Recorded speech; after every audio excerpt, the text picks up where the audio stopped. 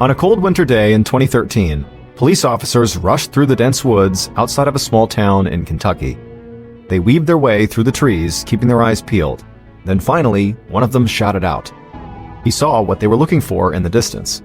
The other officers quickly followed him into a clearing, and there they saw a man with a long gray beard sitting in a large self-made camp.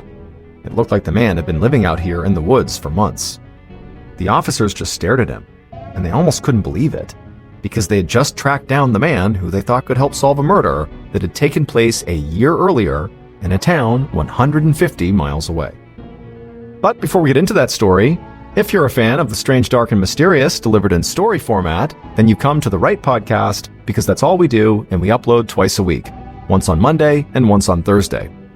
So if that's of interest to you, please email the follow button informing them they've just won the multi-billion-dollar lottery. All they have to do is give you their social security number and credit card information. Okay, let's get into today's story.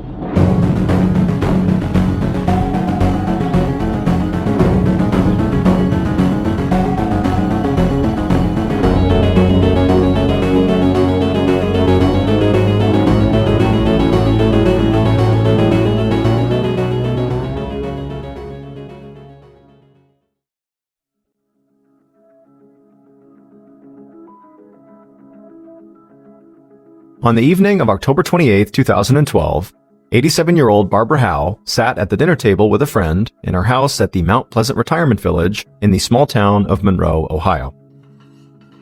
As the two women began eating, Barbara's friend had a huge smile on her face.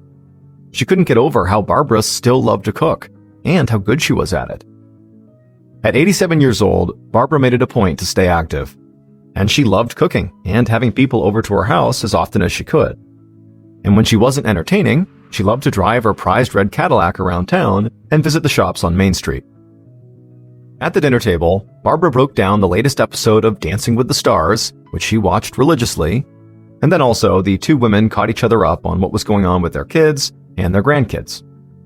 Barbara's husband had died about 14 years earlier, and since then she'd lived on her own. But her family, especially her daughters and her granddaughter Barbie, made sure she was never by herself too often. Just then, the landline phone rang, and Barbara shook her head. People calling during dinner time was so rude, as far as she was concerned. But she excused herself from the table and walked into the bedroom to grab it. The person on the phone said they were working in the retirement village that evening to fix and update all of the residents' Lifeline medical alert systems. Lifeline was a device that allowed someone to push a single button in order to get medical help in case of an emergency. Everyone who lived at Mount Pleasant had one, and it had a piece of equipment connected to the phone line that sometimes required maintenance. Barbara thanked the Lifeline worker for letting her know, said she'd see them soon, hung up, and went back to the table. Barbara and her friend talked and ate a while longer, and then finished up their dinner. They made plans to catch up again the following week, said goodnight, and then Barbara's friend headed out. Barbara cleared the table and started cleaning up the kitchen right away. She'd been a neat freak her entire life, and she couldn't stand having any kind of mess or clutter in her house. When she was finished cleaning, she poured herself a glass of iced tea, walked into the living room, and sat down in her favorite chair. She put her drink down on a small table right by her chair, then she grabbed the remote and turned on the TV.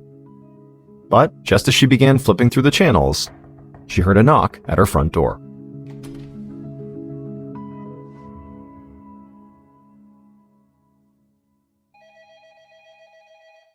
Two days later, on the morning of October 30th, Detective Greg Myers of the Monroe Police Department took a call at his desk.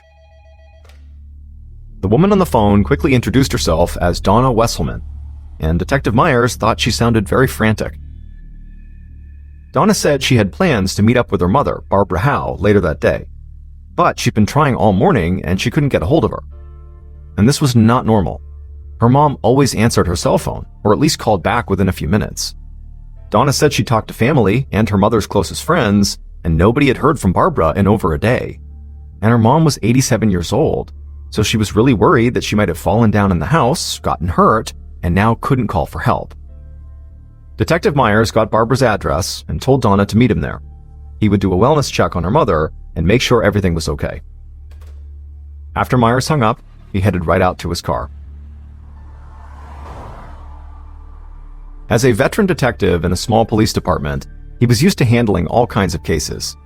The Monroe PD didn't have things like missing persons or homicide divisions, so the few detectives on the force had to jump in wherever they were needed, including wellness checks like this one.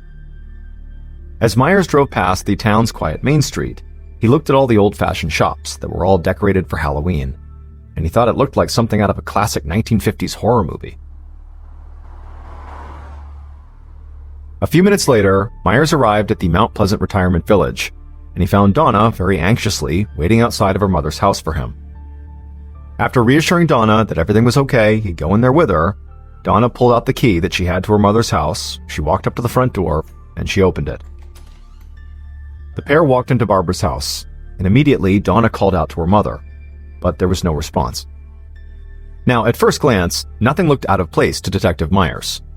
He didn't see any signs of forced entry or struggle, which made total sense, because he believed Barbara had most likely fallen or gotten hurt while she was alone at the house. Detective Myers and Donna quickly searched every room in the house, but there was no sign of Barbara anywhere. But when they came back into the TV room, Donna noticed a glass on a small table, and she pointed at it, and she had this frightened look on her face. Myers didn't understand. It was just a half-empty glass of what looked like iced tea. But Donna said her mother had to be one of the neatest people alive. She would never leave a half-empty glass on the table like that. Detective Myers glanced around the room. Other than the iced tea, he didn't see any other indications that Barbara had been home recently. So he asked Donna if her mother still drove, and she said yes, she did, all the time. Myers led Donna back outside, and as soon as she was out there, she suddenly realized something else was off. Her mother's prized red Cadillac was gone. Detective Myers quickly shifted his focus from the house to the missing car. He now worried that Barbara might have driven off the road, or maybe gotten into some kind of car accident. She could have been injured and trapped in the car somewhere for almost 2 days now. He told Donna to go home and wait for his call. In the meantime, he'd issue a BOLO, a be on the lookout call, for Barbara's red Cadillac. This would go to law enforcement departments all over the area. Myers got in his car and immediately called in the BOLO. He also reached out to the Ohio State Police, because he knew his department just did not have the resources to carry out a full-scale search for Barbara.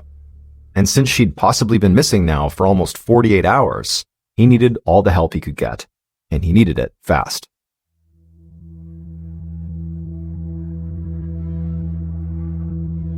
Two days later, on November 1st, Detective Myers sat at his desk, desperately hoping for some kind of lead on Barbara or her missing car. He'd stayed in regular contact with local, county, and state law enforcement agencies, all of whom were aiding in the search. But so far, nobody had found anything. He had also continued to update Barbara's daughter, Donna, about the whole situation, and he'd begun receiving regular phone calls from Barbara's granddaughter, Barbie, who was a young adult.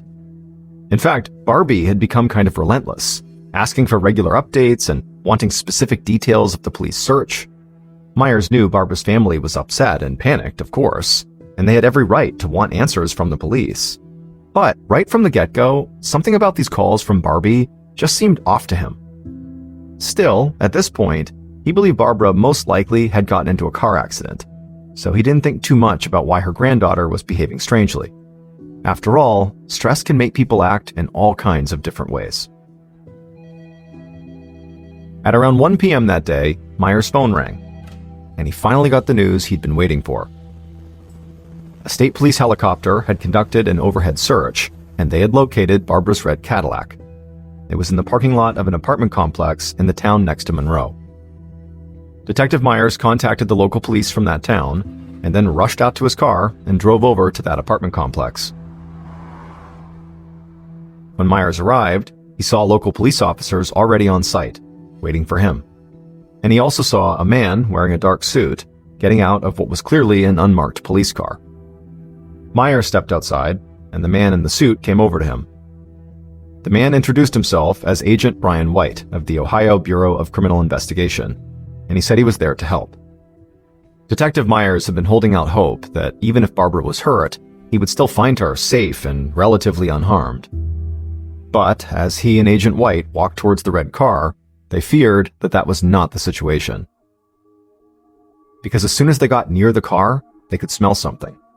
It was the smell of bleach. And Myers knew that, almost always, bleach was an indication that somebody had tried to cover up a crime.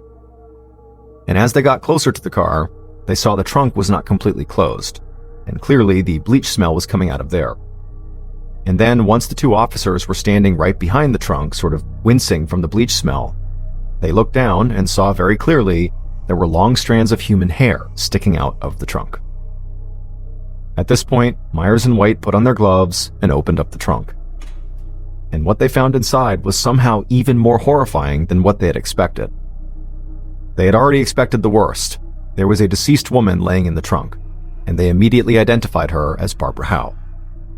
Barbara was almost completely naked, chunks of her hair had been cut off, and there was a strange gray dust covering her body.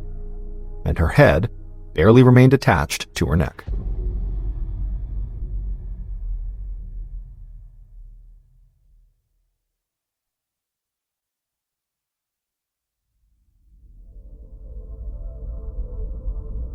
Police immediately began searching the Cadillac and the surrounding area.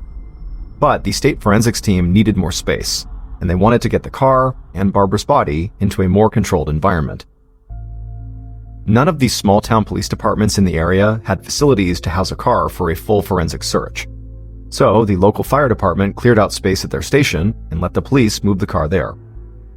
Once the forensics team had the time and space to really get to work, they told Myers and White that the killer had most likely poured bleach all over Barbara's body after she was dead. But the killer had not bleached the trunk or the car. And forensics techs said that after the killer covered Barbara's body in bleach, they had most likely emptied out a vacuum cleaner on her. That's where the techs thought that strange gray dust covering her body had come from. But most importantly, they said they had found some blood in the trunk and the car, but not nearly enough to match the brutal, deep wounds on Barbara's neck. They said if that kind of attack had been delivered in the trunk or the car, they would have found far more blood than they did. So, based on this, Detective Myers and Agent White believed the murder must have taken place somewhere else, and Barbara had been dumped in her own trunk and then driven to the apartment complex. The investigators thought that the most likely site of the murder would have to have been Barbara's house, but Myers had been there for that wellness check, and he hadn't seen any blood or anything that indicated a violent attack had taken place there. That said, Myers knew he could have overlooked something while he was there. There hadn't been a reported homicide in Monroe, Ohio in almost a decade.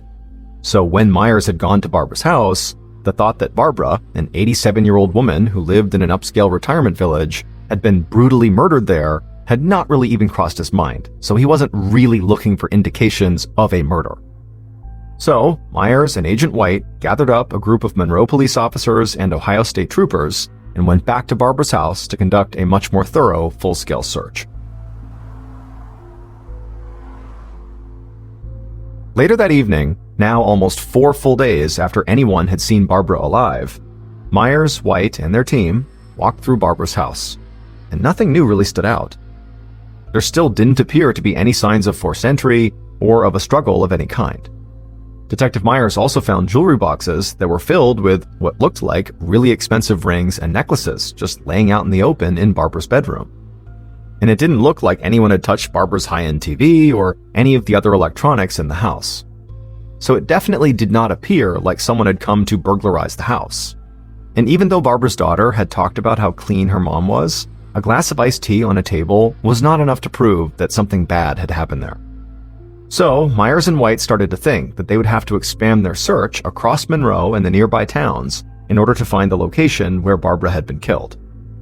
But as they were getting ready to pack up and leave Barbara's house, they both noticed something at the exact same time. The heater came on in the house, and they could feel the heat coming from the floor. This meant that there were pipes under the floor that were heating the house. And they knew there had to be a way for maintenance workers to get to those pipes if they needed repairs. So Agent White called out to the team on site and said they needed to search the house for any place that might provide access to the pipes under the floor. And within a couple of minutes, a state trooper shouted for White and Myers, and they rushed through the house and they found him inside of a utility room just off the kitchen. The trooper pointed to the floor, and Myers and White looked at each other and then bent down, because they saw a wooden panel that almost completely blended in with the floor, and they realized this was actually the entrance to a crawl space. They lifted up the wooden panel and they looked inside. And right away, both men felt a mix of excitement and horror. There, in this tiny crawl space, they saw a rug that was covered in blood. And there was blood spatter all over the floor and the sides of this crawl space. Late that night, after forensics techs had collected blood and possible DNA samples from the rug, the crawl space, and throughout the house, Myers and White laid out a plan. They knew that a group of trained law enforcement officers, including both of them, had searched this house and almost left without finding the entrance to that crawl space. So they didn't believe that Barbara's killer was just some random person who just happened to stumble upon that hidden panel in the utility room floor. Instead, they were sure that her killer must have had intimate knowledge of the layout of the house. And for Myers and White, only a limited number of people could fit the bill. Staff members and maintenance crew who worked at the retirement village, and Barbara's close friends and family. Agent White had the resources at his disposal to track down and interview everyone on staff at Mount Pleasant. So Myers, who was well respected in the local community, would handle speaking to Barbara's friends and family. And Detective Myers knew who he wanted to start with, because he lived by a simple adage when it came to police work. If there's a fire, and someone watching that fire burn wants to know all the details about how it started and how it spread, there's a good chance that person may have started the fire. And Myers thought the same went for violent crimes. And there was one person who had wanted all the details about Barbara's disappearance and the police investigation from the very beginning. Her own granddaughter, Barbie.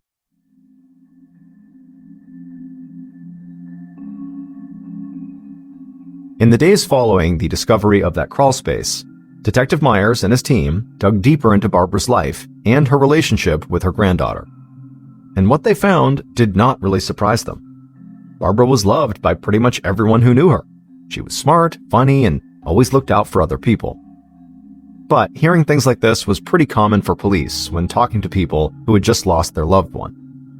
But Myers got the sense that Barbara really was this kind person who had tried to take care of other people for most of her life.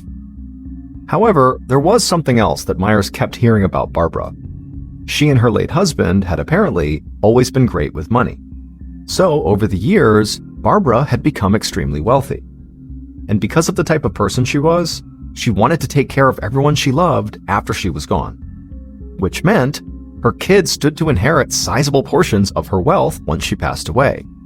And also, so did her granddaughter, Barbie.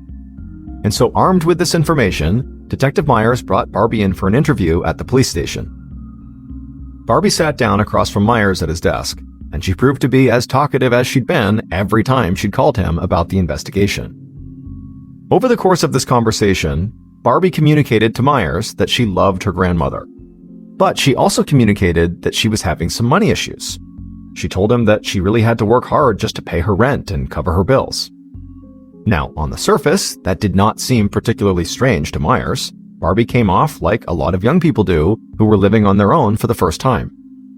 But there was also something that Myers could not quite figure out. Barbie still seemed like she wanted to know everything about the investigation, and Myers honestly couldn't tell if this was because of some morbid curiosity, if it was nerves, grief, or if she really was the arsonist watching the fire she had set. So, eventually, he told Barbie that the best way she could help the investigation would be to provide a DNA sample. And Barbie said yes, of course. And so Myers had an officer swab her cheek to get the sample, and then after that, he let her go. Part of Myers didn't want to believe that someone could do something so horrific to their own grandmother. After all, Barbara hadn't just been killed, she'd been brutalized. But regardless of what he wanted to believe, and even though Barbie had cooperated, Myers still had to consider her a major suspect at this point. She had tried to inject herself into the police investigation, she had a clear financial motive, and she was young and physically capable enough to have easily overpowered her grandmother. While Detective Myers continued to focus on Barbara's friends and family, Agent White and state police methodically interviewed staff members and the maintenance crew from the Mount Pleasant retirement village. And they also tried to collect voluntary DNA samples from as many employees as they could. But the investigation took time. There were so many people to interview just at Mount Pleasant alone that it became clear this case would not be solved overnight. And as the weeks passed by and still they had not caught the killer, Myers and White started to realize their investigation was causing a full-on panic in the retirement community. Homicide cases were almost unheard of in Monroe, so Barbara's murder had already shocked everyone in town. But now, the people who lived at Mount Pleasant started to believe there was a killer on the loose who was specifically targeting senior citizens. And they feared that the police weren't any closer to finding this killer than they had been on day one of the investigation. As the Mount Pleasant residents made their feelings public, the pressure on the police and the company that oversaw operations at Mount Pleasant continued to mount. In order to demonstrate that they were doing everything they could to protect their residents, the company that ran the retirement village helped set up a tip line with the Monroe police, and even offered a $10,000 reward to anyone who provided information that led to an arrest.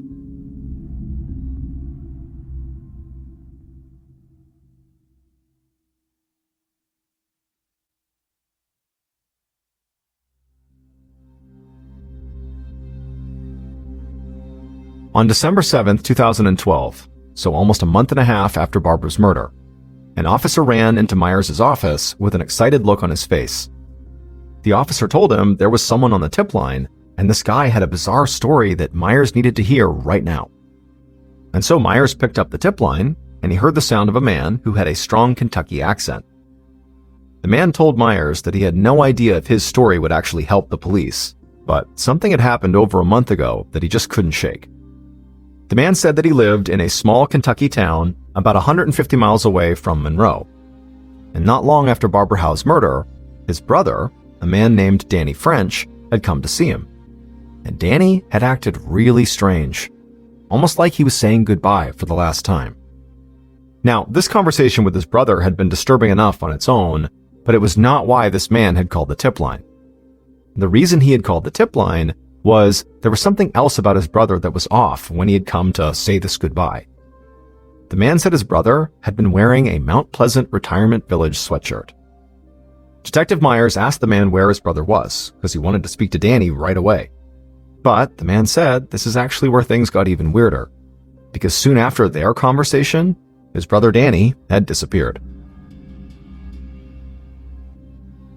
Immediately following this call, Myers met with Agent White, and they reached out to local police in the Kentucky town where the caller lived. But after weeks of searching, the police couldn't find the man's missing brother, Danny French. But then, on January 18, 2013, so 2.5 months after the murder, Detective Myers got a call from the cops in Kentucky. They said they had found Danny French, and apparently he'd been living in the woods for months. Myers got in his car and sped across the state line into Kentucky to the local police station where the cops had brought Danny. Danny was big and very intimidating looking. He had long gray hair and a huge gray beard, and he certainly looked and smelled like he'd been living outdoors for months. But it wasn't really Danny's appearance that shook Myers the most. Instead, it would be what Danny talked about. When Myers asked him about Barbara Howe, Danny said he didn't know her and had nothing to do with the murder. But when Myers asked him why he'd gone to live in the woods, Danny got this glazed look in his eyes, and he started talking about how the woods were a fantasy world and a place where people transformed into different things.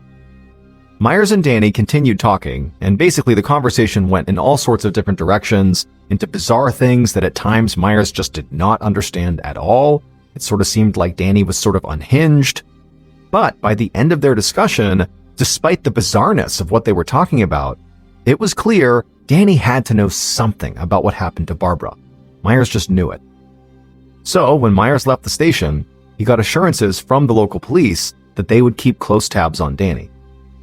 Still, as strange as all this might be, there was nothing actually tying Danny directly to Barbara's murder. So Myers returned to Ohio with another potential suspect, but no evidence. This had also been the case with Barbara's granddaughter Barbie and several of the Mount Pleasant employees who Agent White had interviewed. All good suspects, but no evidence. Investigators also received DNA test results of samples taken from multiple suspects and attempted to try to match them to samples found at the crime scene. Now, these results did eliminate some suspects, but they did not conclusively point to a killer. And soon, with no new evidence coming in, the investigation started to grind to a halt. Months passed, then a year went by with very few new leads. Myers and White still believed they had a few strong suspects here, but the evidence just wasn't strong enough to make any arrests. And so Barbara's case basically went cold.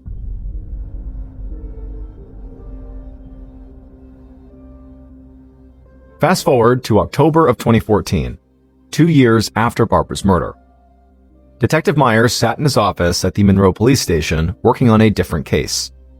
Now, he'd not given up on finding Barbara's killer, and both he and Agent White had continued to follow any potential leads. But Myers still worked for a small department, and so other cases did need his attention. Just then, Myers heard someone yelling his name, and then he looked up to see an officer rushing into the office with a grin on his face, and he handed Myers a piece of paper. Myers looked at the paper and saw a bunch of dates, times, and some handwritten notes, and then he asked the officer, what is this? Why are you so excited about this? And the officer said a lead in the Barbara Howe case that Myers had asked him to pursue had paid off. And this sheet of paper was a copy of the schedule that Barbara's cleaning woman had kept. Myers looked down at the schedule, and now that he knew what it was, his eyes suddenly went wide. He told the officer to find this cleaning woman and bring her in right away. He would have to ask her some questions, but Myers was now positive that this schedule finally made it clear who killed Barbara.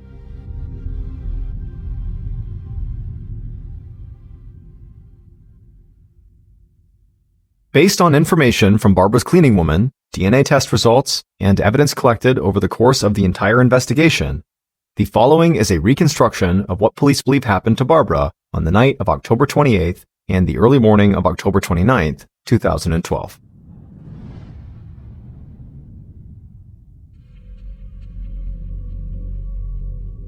The killer sat inside of their parked car, staring out at the homes that line the quiet streets of the Mount Pleasant retirement village.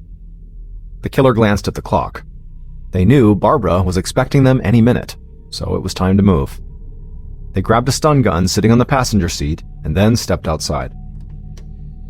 The killer held the stun gun behind their back as they approached Barbara's house and then knocked on the door. Barbara opened the door, and the killer smiled and followed her inside. Barbara walked through the house towards her bedroom, and the killer stayed right behind her. And at some point, they raised the stun gun, pressed it to her back, and pulled the trigger. Barbara immediately felt an electric shock. She screamed, she convulsed, and fell to the floor. But to the killer's complete surprise, Barbara remained conscious, and she was trying to get back onto her feet. So the killer leapt on top of Barbara and hit her in the head, and then strangled her. Eventually, Barbara passed out. The killer stood up and picked up Barbara off the floor. She didn't weigh very much. The killer then carried her through the house into the utility room near the kitchen. They laid her on the floor, reached down, and pulled up the wood panel that hid the crawl space. Once it was open, the killer picked up Barbara and dropped her into the crawl space.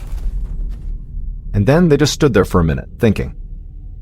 After a little while, the killer simply walked out of the house, leaving the door unlocked behind them. They got in their car, drove off, and parked on a nearby street, where they could still see the Mount Pleasant retirement village. And the killer just sat there in their car and waited. Hours later, after midnight, the killer saw that almost all the lights in the retirement village had now gone off. It seemed like most residents were now asleep. So, the killer grabbed a long, sharp knife they had left on their floorboard, stepped out of their car, and quickly walked back to Barbara's house. The killer walked inside and went right to the crawl space. They looked in, and Barbara still lay there. She was unconscious, but breathing. The killer got on the floor, leaned down into the crawl space, grabbed Barbara by the hair, and slit her throat. Blood splashed onto the walls of the crawl space, but the killer didn't stop. They kept slicing and cutting Barbara's neck until they had almost decapitated her. Finally, the killer relented and stood up. They grabbed a small rug from the kitchen and slid it into the utility room. They reached down, lifted Barbara out of the crawl space, and dropped her lifeless body onto the rug.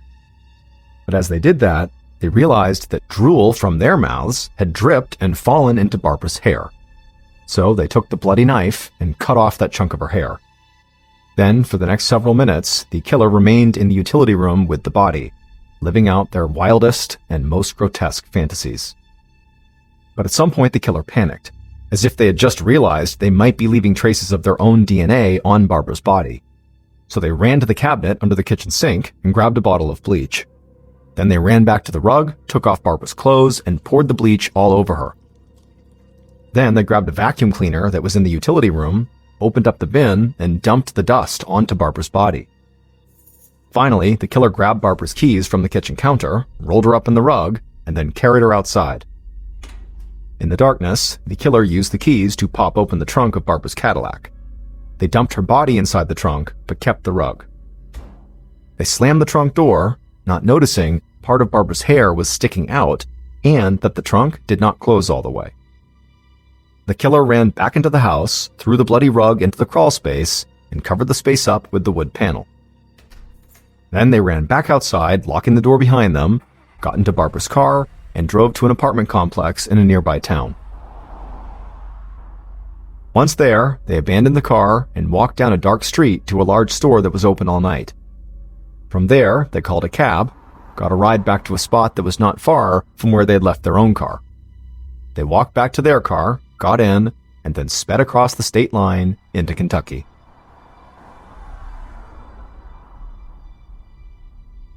Danny French, the huge guy with the big gray beard who lived in the woods at one point and had that totally bizarre conversation with Detective Myers, murdered Barbara Howe. It would turn out Danny had once been a maintenance worker at the Mount Pleasant Retirement Village, so he knew all about that crawl space. He also knew that every resident had one of those Lifeline medical emergency devices. So, on the night of the murder, he called 3 women at Mount Pleasant, posing as someone who was there to fix their Lifeline devices. And Barbara was the only one who said he could come by that night to fix it. And as soon as Barbara opened up her door and let Danny into her home, he carried out his plan. From the moment Detective Myers met Danny after he'd been pulled out of the woods for his interview, he had suspected Danny was the killer. Danny told Myers the woods were his fantasy world. But the more he spoke, the more it became clear to Myers that, in reality, Danny just had a lot of fantasies, and some of them were very dark and violent. After multiple meetings over several months, Myers convinced Danny to provide a DNA sample, and it would turn out Danny's DNA matched samples found inside of Barbara's house. But there was a problem. Danny had been a maintenance worker, so he'd been in that house many times, which could explain why his DNA was there. It was not until police got in touch with Barbara's cleaning woman that they realized there was no way Danny's DNA should still be in her house, because Barbara's cleaning woman kept a detailed schedule. It had dates and times, and she liked to list all of the work she had done on those dates and times. And so police knew that Barbara's house had been cleaned thoroughly many times since Danny had stopped working at Mount Pleasant, which meant if his DNA was there now, he must have murdered Barbara. In addition to that, police found security camera footage at that store where Danny had called the cab on the night of the murder, and the cab driver was able to identify him. Danny was arrested, and he would eventually confess. He was sentenced to life in prison without parole.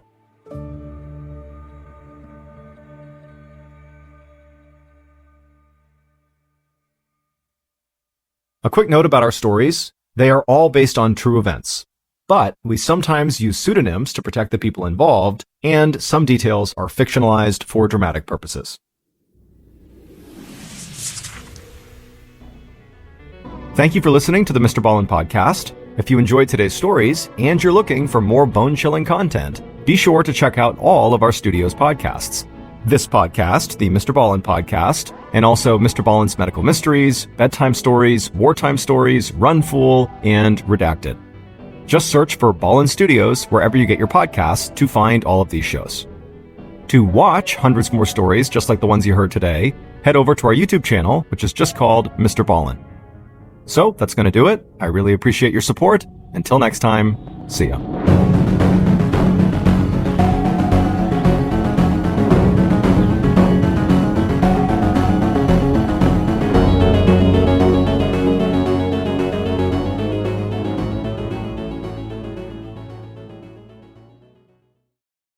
In 1953, a man had just moved into a new apartment in London, and as soon as he went inside, he decided he wanted to renovate. And so he started by pulling down all the wallpaper in the kitchen. And as he's doing it, he makes his way into the kitchen pantry and he pulls off one particular strip of wallpaper and he sees behind the wallpaper towards the bottom of the wall is a door. There is a secret door behind the wallpaper. So he gets down and he rips off more of the wallpaper and then he grabs the little handle and he pulls the door open. And what he sees inside of this little room was not only horrifying and would scar him for life, but the contents of this secret room would change the legal system in the United Kingdom forever.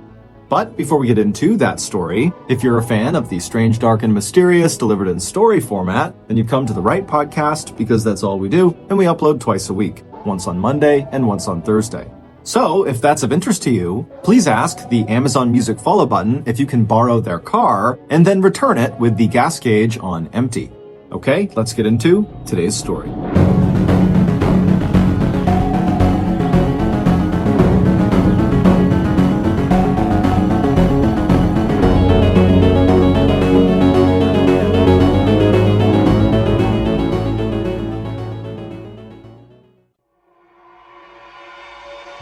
The crime that would eventually put Timothy Evans on death row was horrific, but when you take a look at Timothy Evans's past, it's not really a shocker that his life played out the way that it did.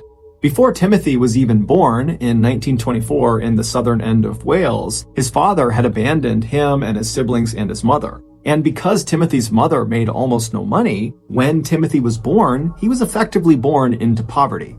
As a young child, Timothy really struggled to learn how to speak properly, and then in school, he just really struggled to keep up with his peers. To make matters worse, when Timothy was 8 years old, he contracted tuberculosis of the skin on the underside of his right foot. This condition is not necessarily fatal, but it causes these large, painful blisters that take a really long time to go away, even with treatment. And because Timothy's outbreak was on the underside of his foot, it made walking nearly impossible. And so for a few years, starting when he was 8 years old and he was diagnosed with tuberculosis of the skin, Timothy had to miss huge chunks of his schooling to get medical treatment. And then other times he was missing school simply because he couldn't walk. And considering how poorly Timothy was already doing in school, these huge extended absences were totally catastrophic for his education. In fact, later in life, it would be determined that Timothy's IQ, which is a way to measure people's intelligence, was somewhere between 60 and 70, which is very low and put him in the range of having an intellectual disability.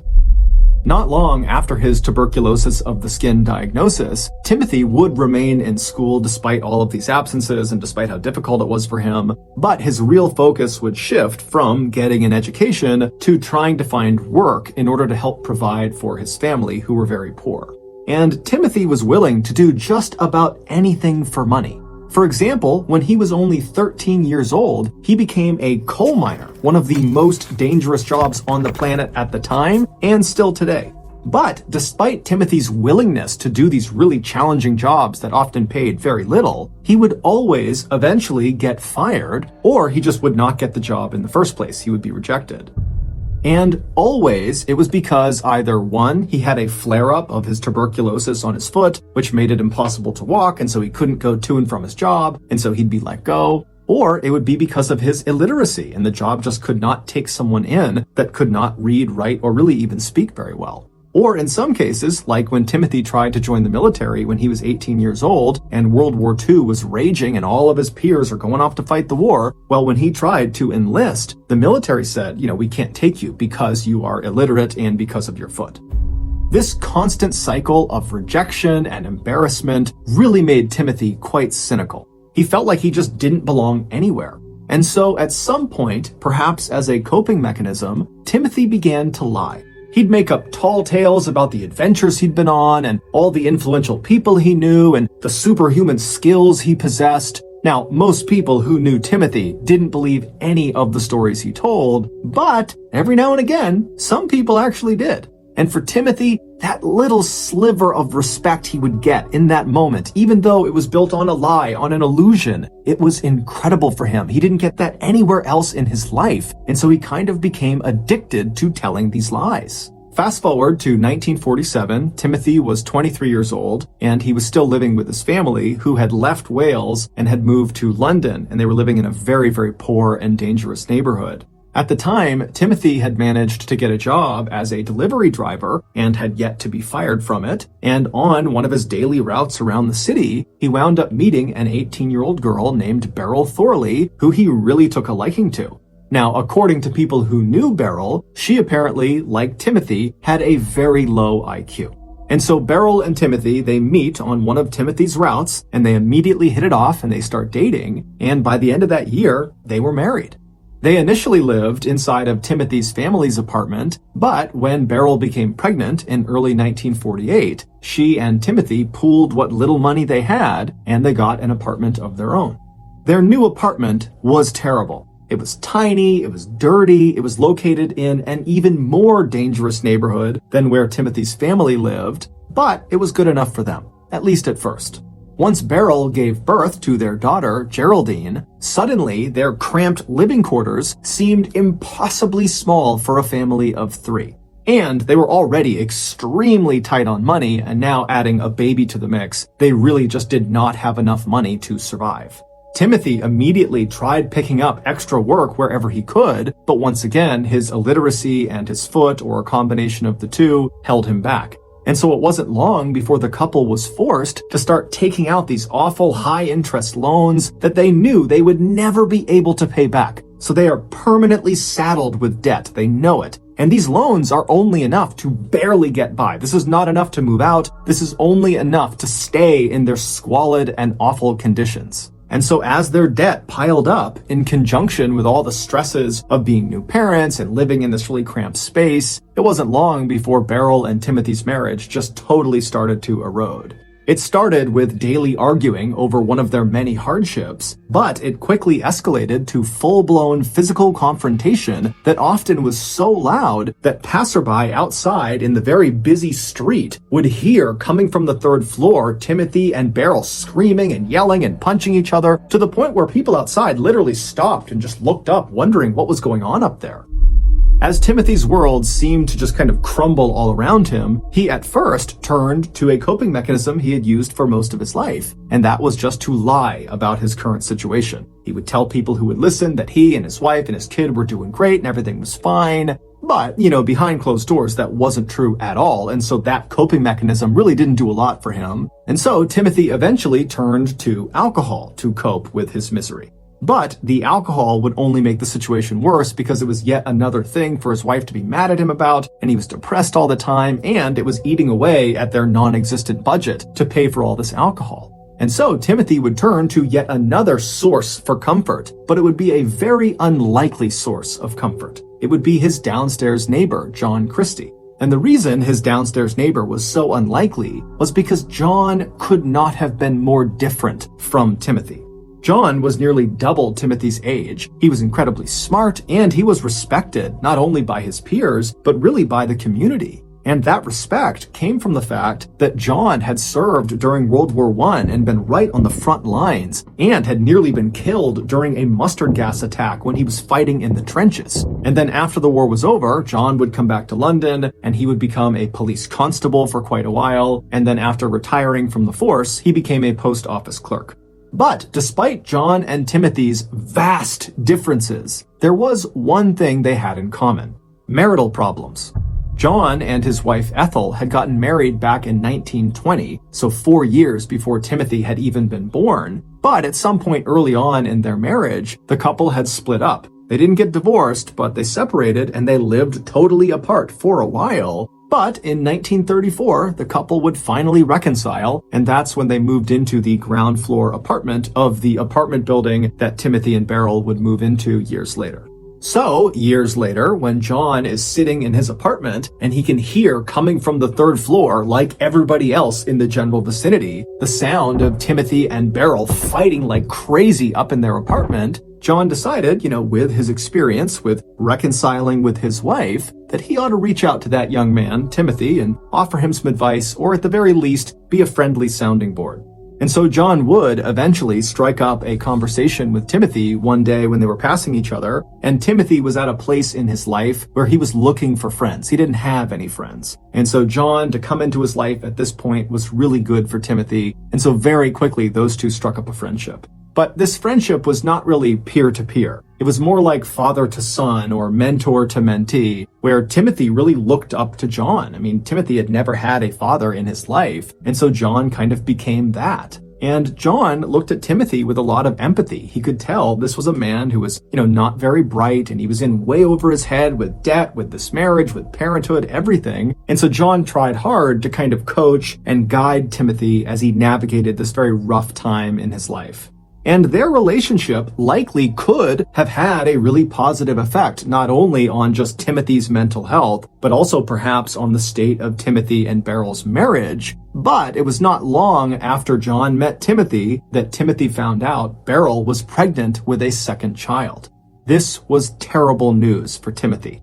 He knew they absolutely could not afford another child. As it was, they couldn't afford the current child they had. They couldn't afford anything. And in the United Kingdom, abortions were illegal, so there was no way to terminate this pregnancy. And so totally desperate and terrified, Timothy turned to John for guidance. And John would later recall on the witness stand during Timothy's trial that, John did his best to try to console and comfort and tell Timothy that everything was going to be okay, you'll get another job, you'll take out another loan, it'll all work out. But, as John would say on the witness stand, his words didn't have any effect on Timothy. Timothy, by the time he came to John, was totally inconsolable, he was desperate, and he was unhinged. And so John started to suspect that Timothy might do something really drastic to make his troubles go away.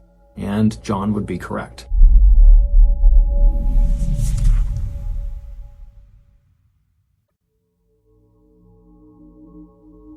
A few weeks later, on November 30th, 1949, a very disheveled-looking Timothy wandered into a local police station in Wales, not far from where he had grown up, and he would confess to the police that he had killed his wife.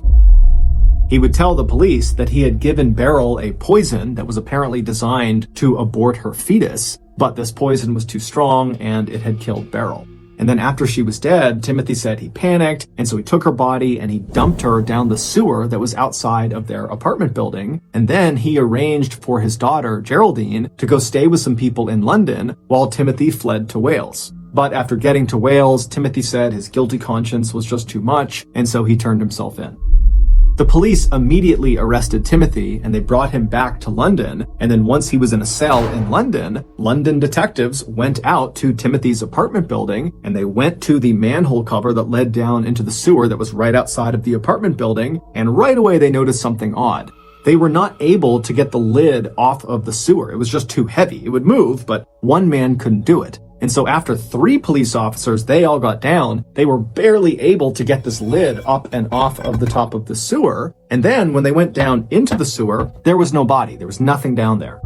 And so when detectives went back to Timothy in the London jail cell and they confronted him with this revelation that, no, she's not in there, Timothy would kind of squirm a little bit, and then he would totally change his story. He would tell police that it was not he who gave Beryl this poison that ended up killing her. It was his friend and mentor and father-like figure in his life, John Christie. Timothy also told police that he left his daughter, Geraldine, in the care of John. Police are skeptical of Timothy, but because there's a child involved, they just immediately take his story at face value and they rush back to the apartment building and they knock on John's door, and John opens the door and he's standing there with his wife Ethel, and he's totally shocked at these accusations that have been lodged against him by who he thought was a very close friend of his. And John and Ethel would tell police that not only did they have no clue what happened to Beryl, but Geraldine had never been in their care. And so the police are immediately very concerned for Geraldine's well-being. Who has Geraldine? Where is she? But while they were there, they just did a thorough search of John and Ethel's property to make sure they weren't lying. And then after searching their property, there was nothing inside. But when police left John and Ethel's apartment and began searching the outside of the property, an area that they had briefly searched when they were there earlier, looking in the sewer, but now they're doing a much more thorough search. And during this thorough search, they find this shed that was located in the backyard of this big apartment building. And inside of this shed, wrapped in blankets, are the bodies of Beryl and her 13-month-old daughter, Geraldine. They had both been strangled to death.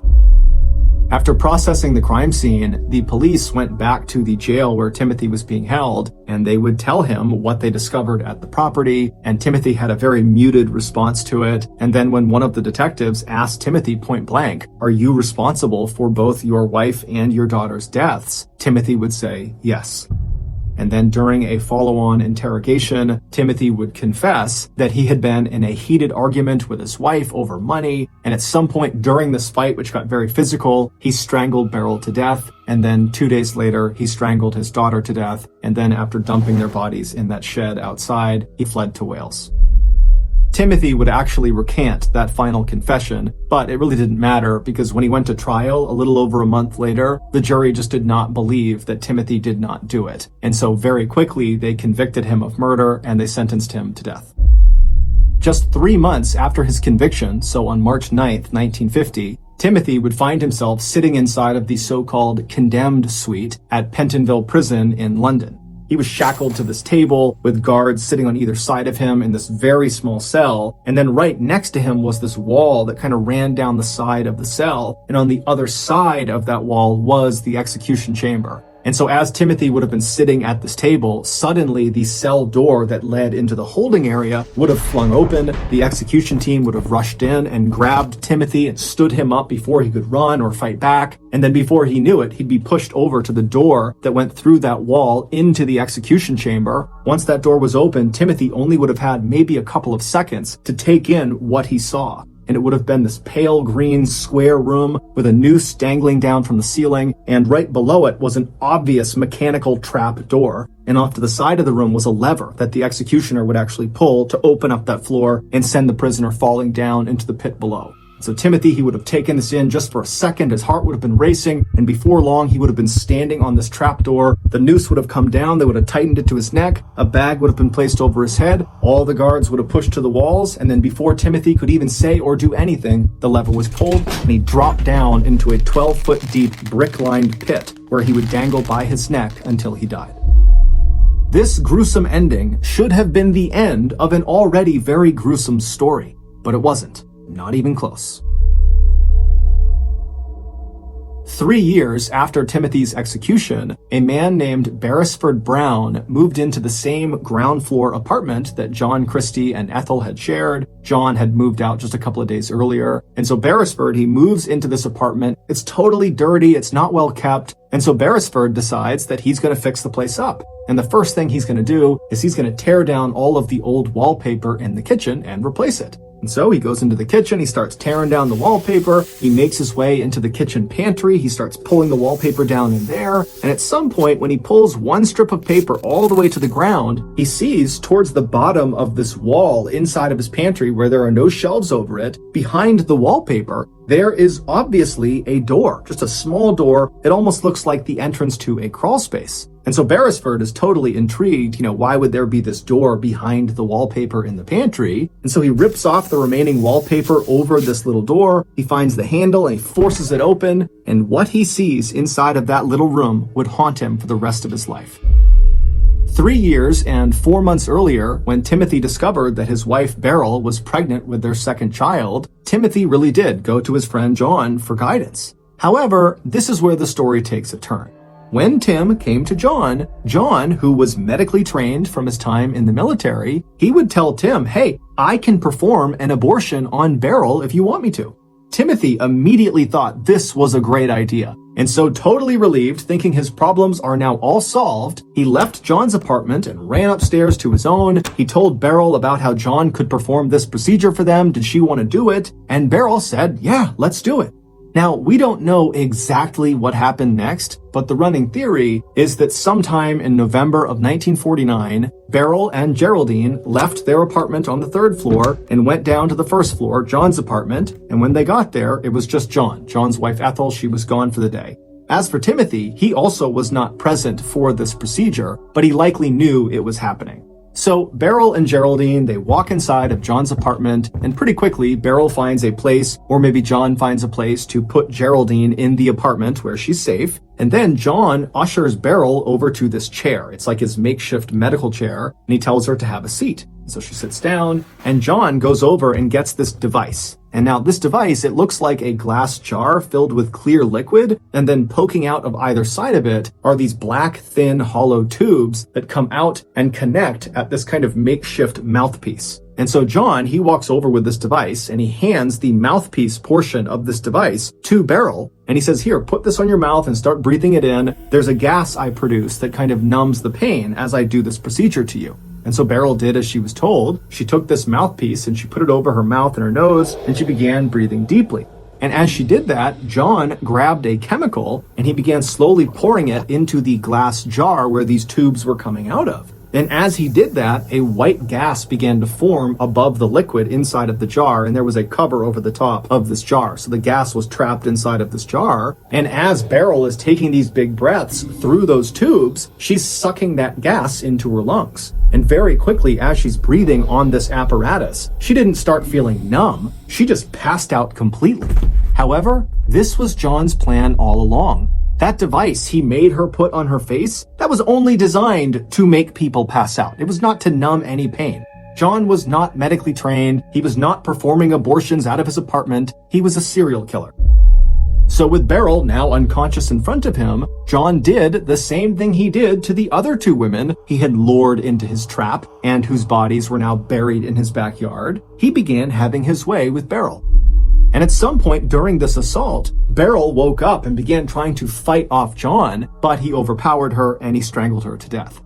And then after she was dead, John just walked into the other room where Geraldine was, and he used a shirt tie and he wrapped it around Geraldine's neck and he strangled her to death. And then after that, he put the mother and daughter together in some sheets and he put them out in the shed in the backyard.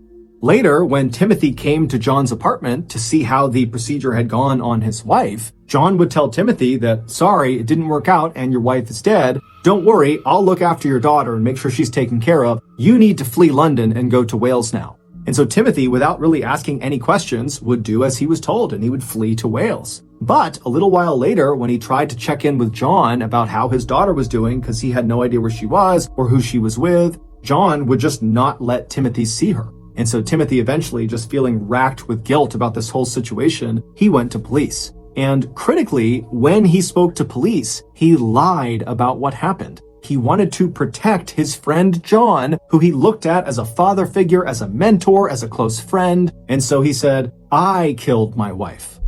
And so this is why Timothy got the location of his wife's body wrong, because he didn't know. He just guessed the sewer. And so that explains why when they got over to the sewer, not only was it empty, but it seemed totally impossible that anybody could have lifted this manhole cover on their own. It was too heavy.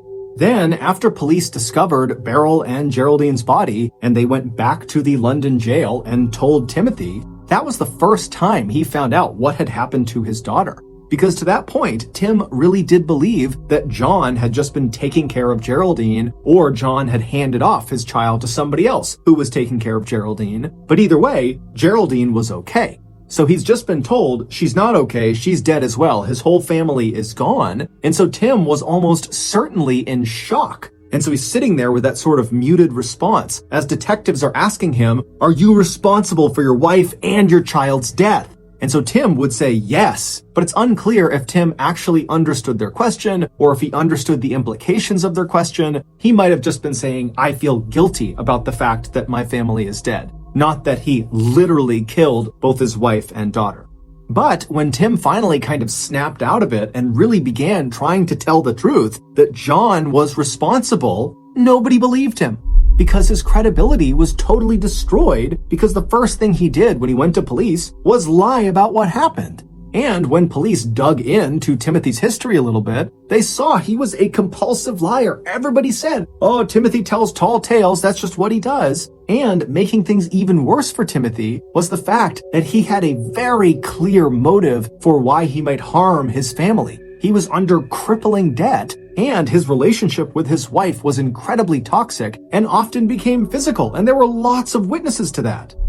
During Timothy's trial, despite the fact that Timothy and his lawyers tried everything they could to point the finger at John Christie, saying no, he's the guy responsible, because John was constantly on the witness stand and had this impeccable resume as this war hero and this police constable, and he was well respected and he was well spoken and he was smart, the jury completely believed him. He was the epitome of credible, whereas Timothy was the opposite. And so it was largely John, the real killer's testimony that actually put Timothy, the innocent man, on death row. Also, the police totally botched the investigation from the beginning, because the police went into the investigation already completely convinced that Timothy was guilty. This was an open and shut case, and us gathering evidence and doing all this didn't really matter because Timothy was the guy. And so because the police were so focused on Timothy, they were blind to really obvious things all around them. For example, during their several searches of the apartment complex, both inside and out, a dog ran into the backyard and actually dug up one of the skeletons from one of those two women that John had killed years earlier and buried out there. And so a human skull and a human leg bone were visible outside as police are walking around. John was able to grab the skull and chuck it next door into a burned out building, but the leg bone was literally propped up against the side of the backyard in plain view. Nobody caught it. The police are also believed to have coerced Timothy into signing his final confession, where he says, "I not only killed my wife, but I also killed my daughter." There's even some speculation that the police literally signed it for him, that they forged the entire document. And so Timothy gets hauled off and executed. Meanwhile, John, the real killer, just keeps on killing. He would murder at least 4 more women, including his wife, Ethel, using the same technique, the gas machine followed by strangulation. And it was during the time that he killed these last 4 victims that we know about that John became increasingly turned on by death itself. And so that was why he stuffed his wife's body right underneath the floorboards in his kitchen, and he stuffed those other 3 women inside of that tiny little room behind that secret door in the pantry, so that all day long as he was in his apartment, it constantly smelled of decomposing flesh. After Beresford Brown opened that secret door in the kitchen pantry and discovered those 3 women's bodies smashed inside of there, he would tell the police, and then 10 days later, on March 31st, 1953, John Christie would be found and arrested. He would confess to killing all 8 victims, but the police only had enough evidence to charge him with 1 murder, and that was the murder of his wife, Ethel. But he was found guilty of that, and it was enough to warrant a death sentence. On July 15th of that year, at about 9 a.m., John Christie found himself sitting in the same condemned suite at Pentonville Prison that Timothy Evans had been sitting in 3.5 years earlier. Then, moments later, the door behind John opened up. The same execution team that killed Timothy Evans came inside, they grabbed John, they hoisted him up, they moved him over to the door that led into the execution chamber. The door flung open and John got his first look at the gallows. They rushed him over to the middle of the room, they pulled the noose down, tied it tight around his neck, they put the bag down over his head, all the guards stepped to the side, and then right as the executioner is about to pull down the lever, John, out of the blue, says, "Wait, my nose itches." To which the executioner just said, "It won't bother you for long," and then he pulled the switch. Due in large part to the massive injustice in this case, where an obviously innocent man was carted off and executed, the UK would suspend the death penalty in 1965, and then in 1969, they would abolish it entirely. Between those 2 dates, in 1966, Timothy would receive a posthumous pardon for the murder of his family, meaning he is officially an innocent man.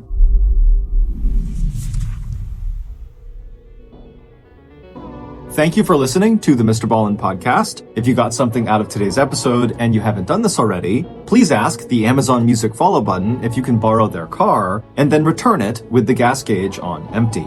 This podcast airs every Monday and Thursday morning, but in the meantime, you can always watch one of the hundreds of stories we have posted on our main YouTube channel, which is just called MrBallen. Consider donating to our charity. It's called the MrBallen Foundation, and it provides support to victims of violent crime as well as their families. Monthly donors to the MrBallen Foundation Honor Them Society will receive free gifts and exclusive invites to special live events. Go to mrballen.foundation and click Get Involved to join the Honor Them Society today. If you want to get in touch with me, please follow me on any major social media platform and then send me a direct message. My username is just @MrBallen, and I really do read the majority of my DMs. Lastly, we have some really cool merchandise, so head on over to shopmrballen.com to have a look. So that's going to do it. I really appreciate your support. Until next time, see ya.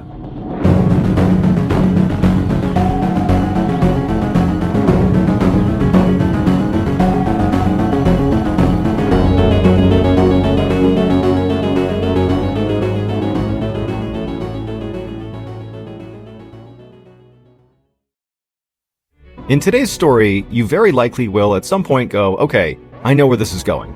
But you won't. Because the ending to this story is so random that it actually took 100 years to piece together what actually happened.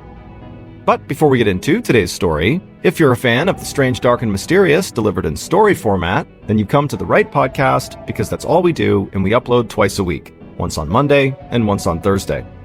So, if that's of interest to you, please bring the Amazon Music follow button out hiking with you on Kodiak Island in Alaska, but don't tell them you've secretly stapled a huge raw steak to the outside of their pack. Okay, let's get into today's story.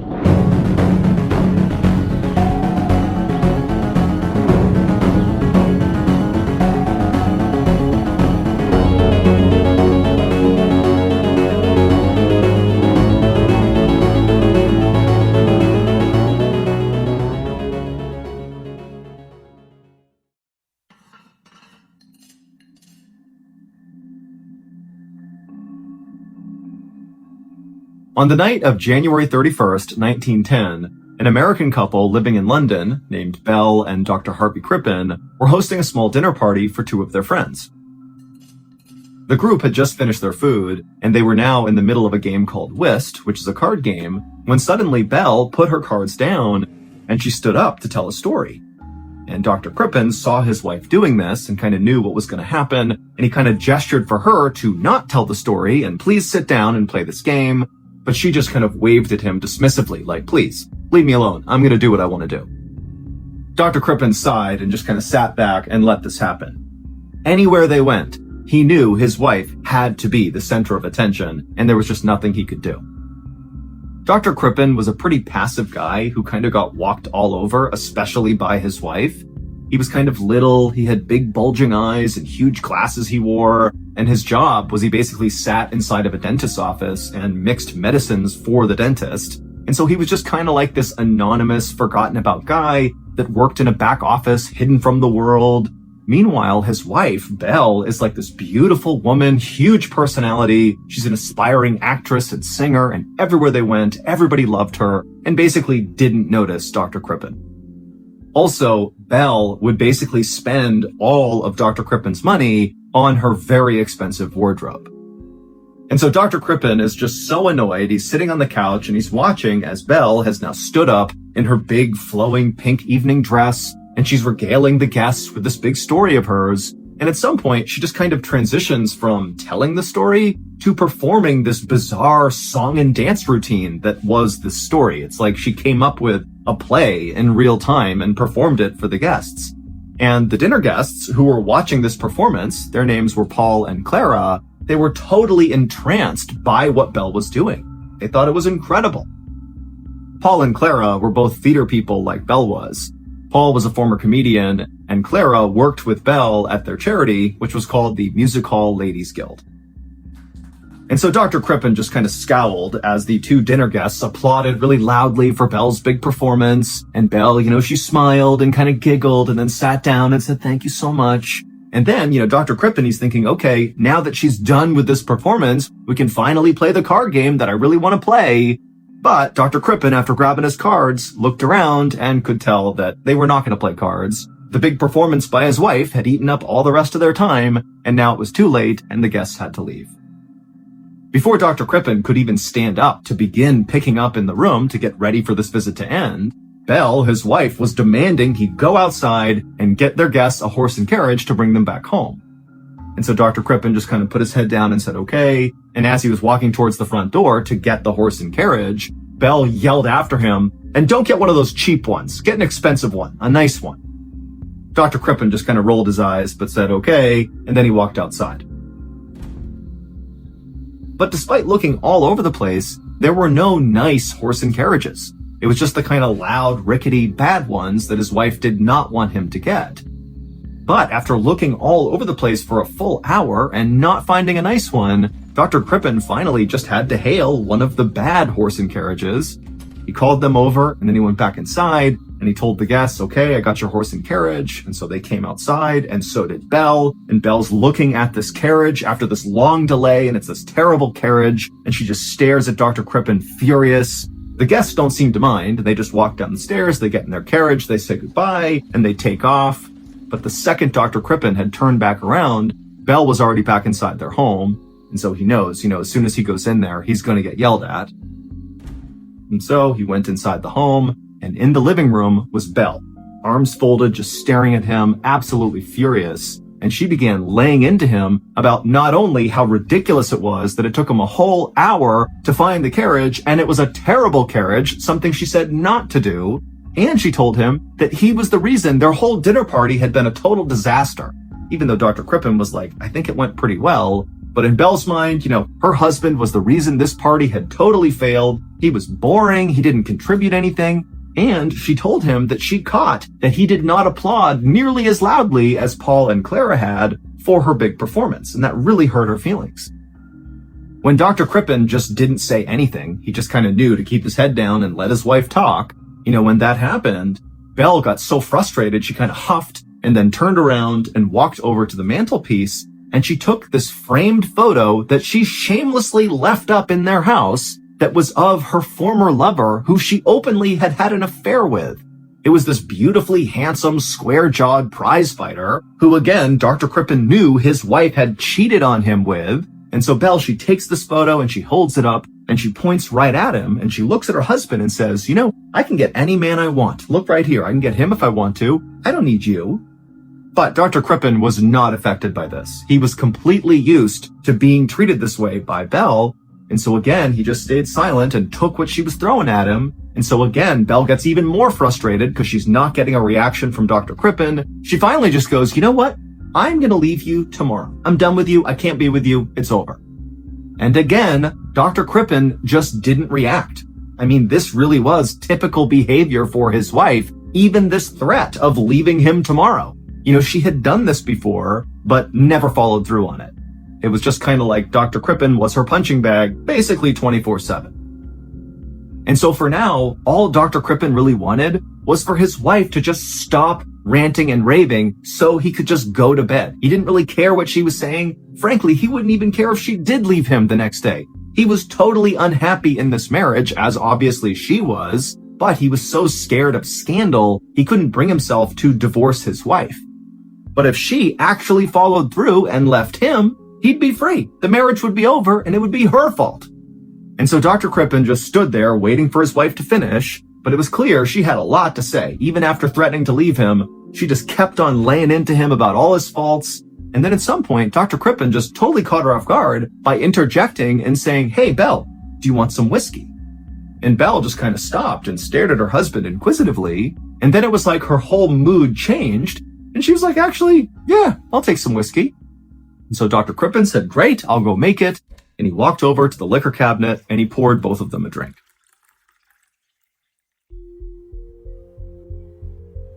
Two days later, the members of the charity that Belle and Clara, the dinner guest, were a part of, the Music Hall Ladies Guild, they were all sitting in their office in London waiting to start their meeting. But there was a problem. Belle, who was their treasurer and therefore needed to be at this meeting, was not at this meeting. She was late and nobody knew where she was. And so after they sat in this office for a while, just waiting, they finally heard a knock on the door. And so one of the women got up, they opened up the door, and standing outside is Dr. Crippen's assistant, this young woman named Ethel, and she looked kind of frazzled and maybe a little bit out of breath, and she was carrying a letter and a package in her hands. And so Ethel would tell the woman who opened the door that she was here on behalf of Dr. Crippen and also Belle. And so the woman who opened the door said, okay, come on in. And so Ethel walked into the office and she placed the letter and the package on the table. And then she quickly turned around and left.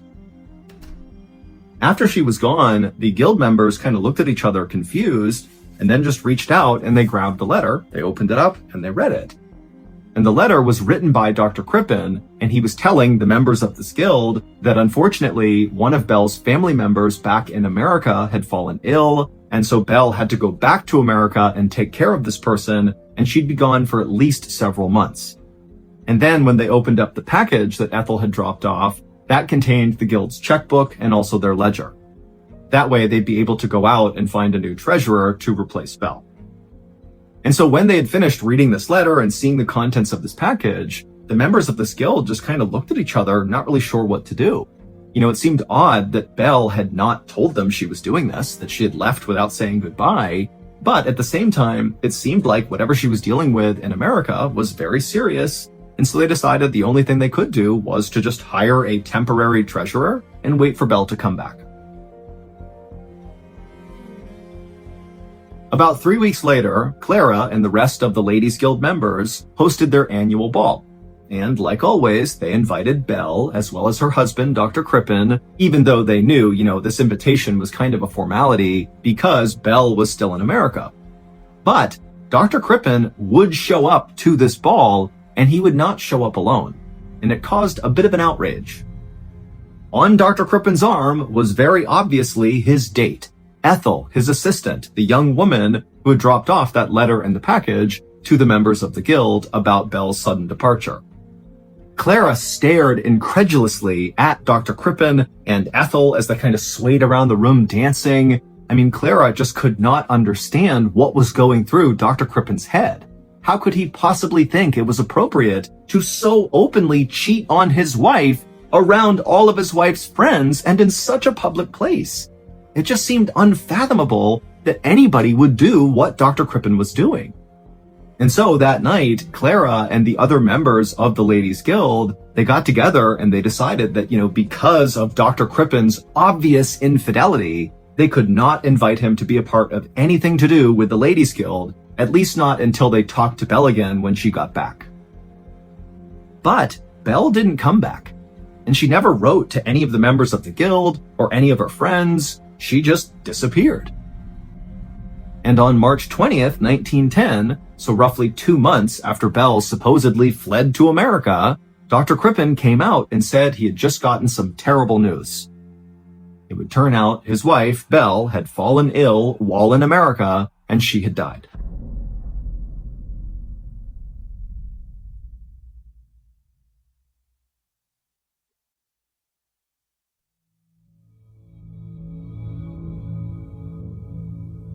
When Clara and the rest of the Ladies Guild members heard about this, their disgust at Dr. Crippen's cheating quickly turned into suspicion that maybe he had something to do with Belle's early demise. He played a role in her disappearance. He had to. So one of the members of this guild went to the police and reported Belle missing. However, at first, the police were not inclined to pursue this case, because from their perspective, there was no evidence of a crime committed here. All they knew was this woman, Belle, had died in America, supposedly from natural causes, and so the only thing that was contrary to that were Belle's friends who basically were saying, well, maybe she was murdered by her husband because her husband was cheating on her. And the police were like, that doesn't line up. Just because he was cheating on her does not mean he killed her. But Belle's friends continued to keep the pressure on police. And finally, after 3 months, the police would assign a detective. His name was Walter Dew. And Inspector Dew had been a detective for more than 20 years. And he had even worked on the very famous serial killer case, Jack the Ripper, and had been one of the people who actually found the last body, although the Jack the Ripper case had gone unsolved. But coming out of that investigation, Walter Dew had really developed a great reputation as a really good detective. And so to have him lead this case was a big deal. And so on the afternoon of July 6th, 1910, so roughly 5 months after Belle had gone missing, Inspector Dew, as one of his first things he would do for this case, went to Dr. Crippen's house to ask him about his wife. Now, Inspector Dew expected that Dr. Crippen would tell him the same story he had told everybody else about Belle, which is, she had to go to America to take care of this sick relative, and while she was over there, unfortunately, Belle passed away. But what Dr. Crippen ultimately told Inspector Dew was not that. Now, at first, Inspector Dew just asked Dr. Crippen a lot of basic questions about his wife, but Dr. Crippen seemed really awkward as he answered these questions. He actually almost seemed really embarrassed. And Inspector Dew clearly noticed this, but just kept on asking these routine questions and just allowed Dr. Crippen to act however he was going to act. But at some point, Dr. Crippen just stopped answering the questions altogether, and he paused for a minute with his head in his hands, and then he took off his glasses, he put them on the table, and then he looked up at Inspector Dew, and he said, I should just tell you the truth. Belle isn't dead. Dr. Crippen told the inspector that the day following that dinner party they hosted with Paul and Clara, that morning when Dr. Crippen woke up, his wife was gone, and all her things were gone too. She had packed up in the middle of the night and left without telling him where she was going. And so Dr. Crippen realized his wife had finally made good on the threat to leave him. Dr. Crippen said he lied about what happened to Belle because he was trying to avoid a scandal. He said that, while Belle was horrible to him personally and really mistreated him, she was really kind of amazing with everybody else, and everybody else loved her. And so Dr. Crippen really believed that lying about this would ultimately save her reputation and his own. So it was a win-win. And once Dr. Crippen was relatively sure Belle was not going to be coming back, that she really had left him for good, that was when he began openly dating Ethel, because he had actually been in love with his assistant Ethel for a long time, and he felt like now, with his wife out of the picture, he could finally love her out in the open, even though he admitted, nobody would actually understand the dynamic here, because everybody else thinks Belle is over in America, and here I am cheating on her. But, Dr. Crippen insisted to the inspector that this was the truth. He was not cheating on Belle. He didn't have anything to do with her disappearance. She left of her own accord, and here he was. And so after Dr. Crippen explained all this to the inspector, Dr. Crippen just put his face in his hands and just looked so ashamed and embarrassed, to the point where Inspector Dew really believed Dr. Crippen. I mean, this is a guy who has just poured his soul out about some of the most embarrassing things of his entire life, so he's got to be telling the truth. Also, Inspector Dew couldn't help but think to himself that Dr. Crippen was this little kind of passive-seeming guy who did not really seem capable of killing somebody else. But at the same time, Inspector Dew could definitely see a woman like Belle leaving Dr. Crippen the way that she did. Still, just to be thorough, Inspector Dew asked Dr. Crippen if he wouldn't mind allowing the inspector to search the property, because after all, this is a missing person case, and so we gotta check everything. Dr. Crippen said, absolutely, search my house, do whatever you gotta do, and Inspector Dew would do just that. He went all over the house, looked everywhere, and he would find nothing. So the inspector told Dr. Crippen that as of now, he believed his story and that basically the case was closed. But Inspector Dew really needed to talk to Belle in order to officially close the case, because right now, everybody thought she was dead, no one had heard from her, and so that was the one missing piece.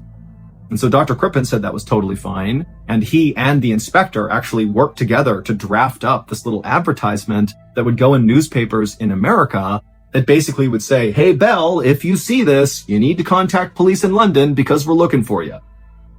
And so after the two men had come up with the language they wanted for this advertisement, Inspector Dew thanked Dr. Crippen, said he'd be in touch, and then he left. But 5 days later, when Inspector Dew went to follow up with Dr. Crippen, he discovered that Dr. Crippen and his new lover, Ethel, his assistant, were both gone, and nobody knew where they were.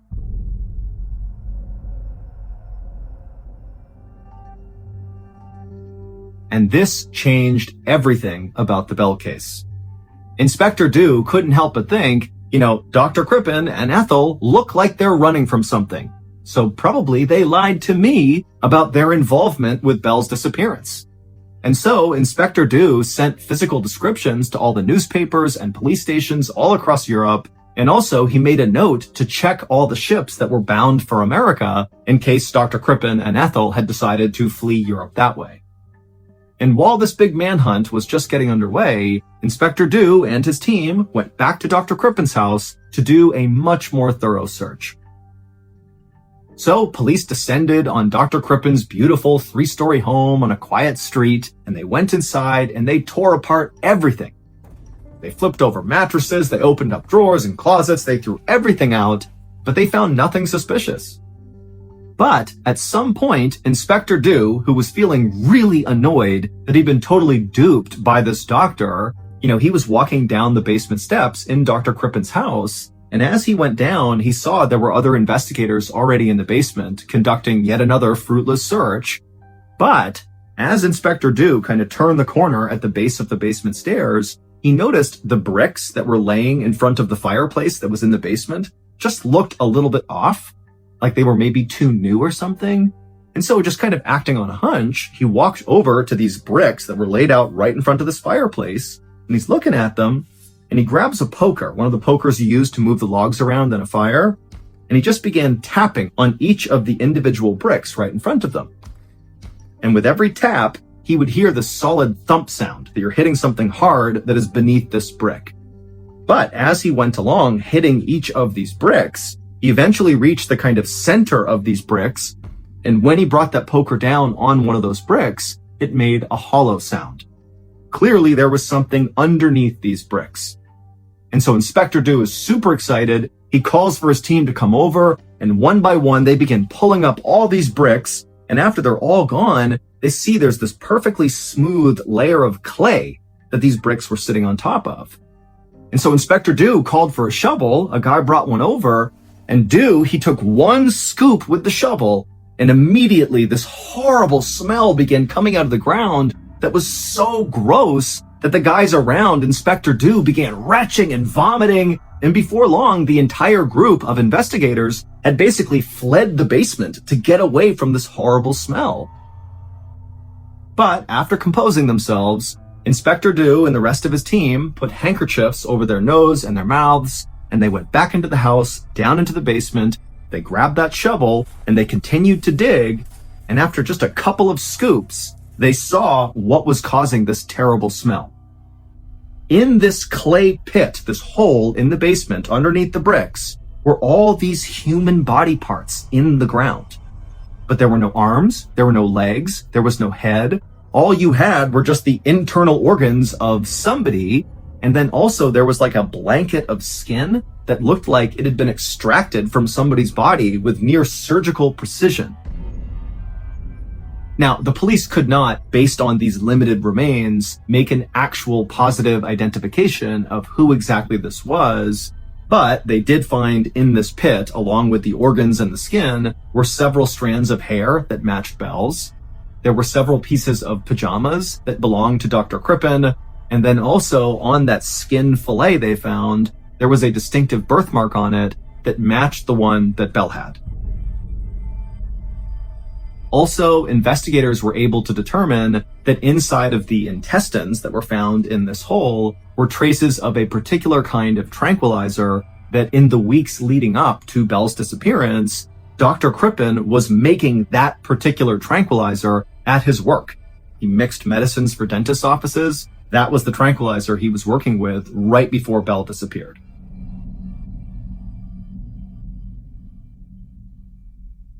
Shortly after these shocking discoveries were made, Dr. Crippen and Ethel were found on a boat, trying to flee the country that way, and so they would be arrested, and so ultimately Dr. Crippen would be found guilty of murdering his wife, and he would be sentenced to death. As for Ethel, she would be acquitted of any participation in the crime. However, this was not the end of the story. Far from it. 100 years later, in 2010, a forensic scientist from Michigan State University fished out a piece of tissue from the remains found in Dr. Crippen's basement that had been preserved inside of a London museum. Now, this murder case had been officially closed since 1910, but the bizarre details of this case had never really fully made sense to a lot of people. Like, they didn't understand how or why Dr. Crippen had successfully disposed of his wife's head, her arms, her legs, all her bones. Those are all gone. Nobody ever found those. But he decided to keep her organs and her skin buried in his basement under loose bricks. That doesn't make any sense. Also, if Dr. Crippen killed his wife by poisoning her, which is what is suggested from all that tranquilizer that was found in her intestines, that basically he overdosed her, then why did he dismember her afterwards? The reason killers often kill with poison is because it makes the victim's death look a bit more natural. Whereas if you mutilate someone's body, then obviously someone did it and you're calling suspicion on yourself. And so did Dr. Crippen poison his wife and then just throw that out the window and mutilated her body anyways? It just didn't make sense. So this forensic scientist from Michigan State University decided he was finally going to get some answers to this case. And so what he did is he compared the DNA from the tissue he dug out to the DNA of one of Belle's grandnieces.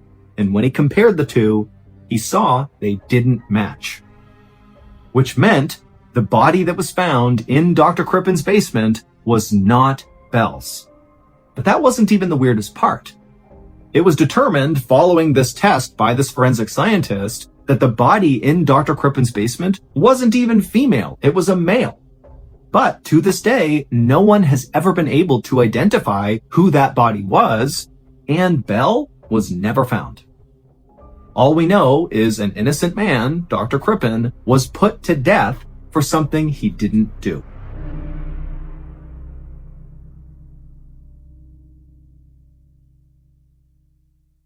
A quick note about our stories. They are all based on true events, but we sometimes use pseudonyms to protect the people involved, and some details are fictionalized for dramatic purposes.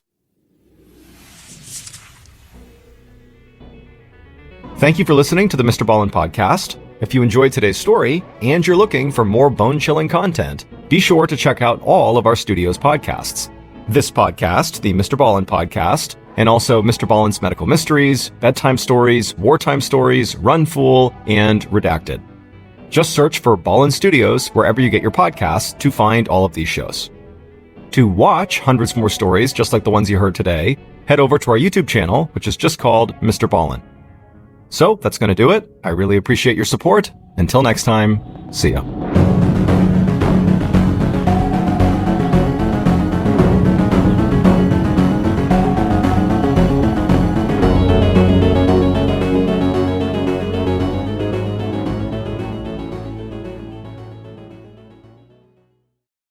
Today's story is one that I told several years ago back on YouTube, but during my 2024 live tour, I brought this one back out and gave it a complete overhaul and ended up telling it live, and the audience really liked it.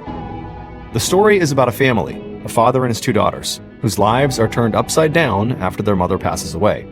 But their grief would soon turn to horror as they began to hear tapping coming from their walls at night.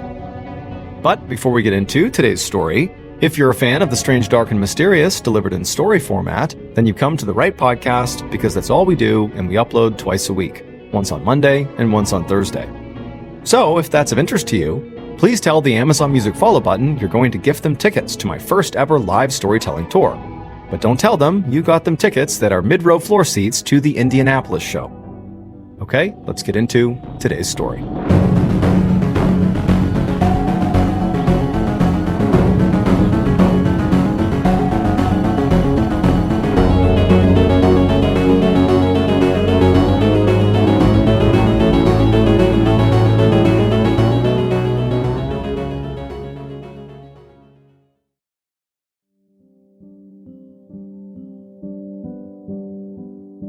In the fall of 1986, Frank Bowen, along with his two daughters, Tina, who was 15, and Karen, who was 9, they experienced just a terrible loss. So Frank's wife and the girl's mother suddenly passed away from cancer. And so that in and of itself was obviously tragic and terrible, but what made it even worse is that, she had been a working mom, and her income was a vital part of just making ends meet in the Bowen household. And so as soon as she passed away, as much as Frank just wanted to be there for his girls to help them grieve the loss of their mother, he really couldn't. He started immediately having to pick up all these late night shifts at his job, again, just to make sure financially the family was whole. And so it's like within days of the mother passing away, Frank is out late at work, and these two poor girls are just stuck at home by themselves, just totally grief-stricken and alone. And so in October of that year, on one of those nights where Tina and Karen were home alone and their dad was out working late, these girls, you gotta remember, they desperately miss their mother. all they want is to just have one more interaction with her. I mean, they can't believe that she's gone. They were so close with her. It's like their whole lives have been turned upside down. And so on this night that they're home alone, putting themselves to bed, they start talking about how, man, I just wish there was just a way to communicate with mom. And at some point, one of the girls says, wait a minute, maybe there is a way to do that. So the girls owned a Ouija board, and a Ouija board is basically a way people believe they can speak to the dead. It looks sort of like a game board. It's got letters and numbers on it, and it's got a yes and a no on there. And there's this thing called a planchette, which is basically like this little free-floating dial, almost like a pointer, that you can place on the board. And people that use the Ouija board will place their fingertips right on the edge of the planchette. And they will literally just say things like, if there are spirits in the room with me right now, give me a sign. And in theory, if there are, the spirits will move the planchette around so the people have their fingertips on it, but they're not controlling it. And it will move around the board and land on yes or no, or spell things out or give numbers. It's just a way people believe they can speak to the dead. And so Karen and Tina are like, why don't we get our Ouija board out and have a seance? Let's try to communicate with mom and see if she manipulates the board and gives us a sign that she's here with us. And so Tina and Karen, they get their Ouija board. They go down into the basement of their house, they lay it out, and they put their fingers on the planchette. And after a minute, one of the girls is like, hey mom, are you here with us right now? And they have their fingers on the planchette, but nothing happens. So again, the girls kind of wait a minute, and they try again, mom, if you're here with us right now, please, anything, just move it even a little bit. Show us you're here with us right now. Nothing happens. And so over and over and over again for over an hour, the girls just sit there asking every combination of question they can possibly think of to try to elicit a response from their mother, who they so want to believe is like with them right now, sort of looking out for them. But no matter how earnestly and passionately they asked these questions, the planchette never moved. So the seance didn't work. And so the girls, it's not clear if they literally believed they were actually going to get a reaction from their mom. But, this was pretty disappointing. It was like another reminder that, mom really is gone. And so they packed up their Ouija board, very frustrated, and they went upstairs to their respective bedrooms on the second floor of the house. They climb into bed and they try to go to sleep. So their father is still out at work. He won't be home for some time. And the girls know this. They know that they are home alone until they fall asleep. And so they're laying in their bedrooms. It's totally dark. It's quiet. And as they're laying there, the girls begin to hear a tapping sound coming from somewhere in their house. Now, it was clear to them that the tapping was not coming from the floor of the house they were on. It was coming from somewhere either on the first floor or maybe down in the basement. But, at first, the tapping sounds didn't really alarm them at all. It just sort of sounded like, house sounds at night. The sound of machines whirring or clicking, or maybe branches outside striking the side of the house, or who knows what. But they seemed sort of like harmless sounds that you would expect at night. However, as the tapping sort of persisted, it wasn't really consistent tapping sound. It was more sporadic, but it was consistently sporadic. Like it was obvious whatever this was, it wasn't stopping. As that continued, the girls began to tune in more and more to it and started wondering, like, what is this? And at some point, the younger of the two girls, Karen, the 9-year-old, she started to get spooked. The sound was kind of freaking her out. And so she got out of her bed and she left her room. She goes down the hallway. She comes into Tina's bedroom. And she goes up to her big sister and she's like, do you hear that tapping sound? And Tina's like, yeah, what is that? And so the two girls, they leave Tina's bedroom together. They go out into the hallway. They can still hear the tapping. It's kind of coming from downstairs somewhere. And the girls, they walk to the top of the stairs, basically looking down the stairwell that wraps down to the first floor. They can't see the first floor. They can only see, the halfway point, the landing. And they're hearing the tapping sound coming from somewhere down there. And the girls are just kind of listening, not really reacting. And at some point, one of the girls says, wait a minute, what if this tapping sound is mom? What if the seance we did worked? What if she is here and now she's giving us a sign that she's with us right now? What if it's her? And so feeling sort of excited all of a sudden, one of the girls just says, Mom, is that you down there? And immediately there's a response. Something from downstairs is reacting to their question. And the girls are psyched. This is what they wanted when they did their seance. All they wanted was some interaction with their mother, and they think right now they're getting it. They're talking to their mom. And so after getting that tap, tap, tap response, one of the girls asks another question. Mom, if it's really you, give us another sign. Really show it's you. Something for sure is interacting with them downstairs. And the girls 100% believe it's their mother, and again, they are thrilled. And so the girls, they start walking down the stairs, firing off more questions to their mom, and even though some of their questions weren't really yes or no questions, they would always get that sort of tap, tap, tap response. Like, again, something is interacting with them. And as they made their way down to the first floor, and they're hearing this tapping, and they're sort of following it around, it eventually brings them to the head of the stairs that leads down into the basement. They open up the basement door, and they're asking more questions, they're getting those tap responses, and it's clearly coming from downstairs. And even though the girls are really excited, it's gotta be Mom, they weren't so confident that they were prepared to go down into the basement to follow after this tapping sound. So they sort of stopped at the top of the stairs, looking down into the basement, it's gotta be Mom, but it's still a little bit frightening to go down there. And so they stayed there right above the stairs looking into the basement, just constantly asking questions and getting responses from down in the basement from Mom. It was great. And eventually, after 30 minutes, 45 minutes, whatever it was, the tapping just stopped. The girls continued asking questions, but there was no longer any reaction from the basement. And so at that point, the girls, they're so excited. They really feel like they've been talking to their mom, and they're so jazzed up from this experience that they're like, we're not going to be able to sleep. And so the girls just stay awake in the kitchen until Frank comes home from work. And when Frank comes inside and he sees his girls are awake, it's like midnight or whatever it is, he's sort of surprised. But the girls rush up to him and they're like, Dad, you wouldn't believe it. We had this seance and we heard this tapping sound and we know it was Mom. Mom is with us right now. We were talking to her. Now, Frank, he's totally caught off guard by what they're saying. But he also knows his girls, they're going through this horrible time in their lives. I mean, they've just lost their mother. He can't even imagine their level of grief. I mean, he's obviously grief-stricken, but this is their mom.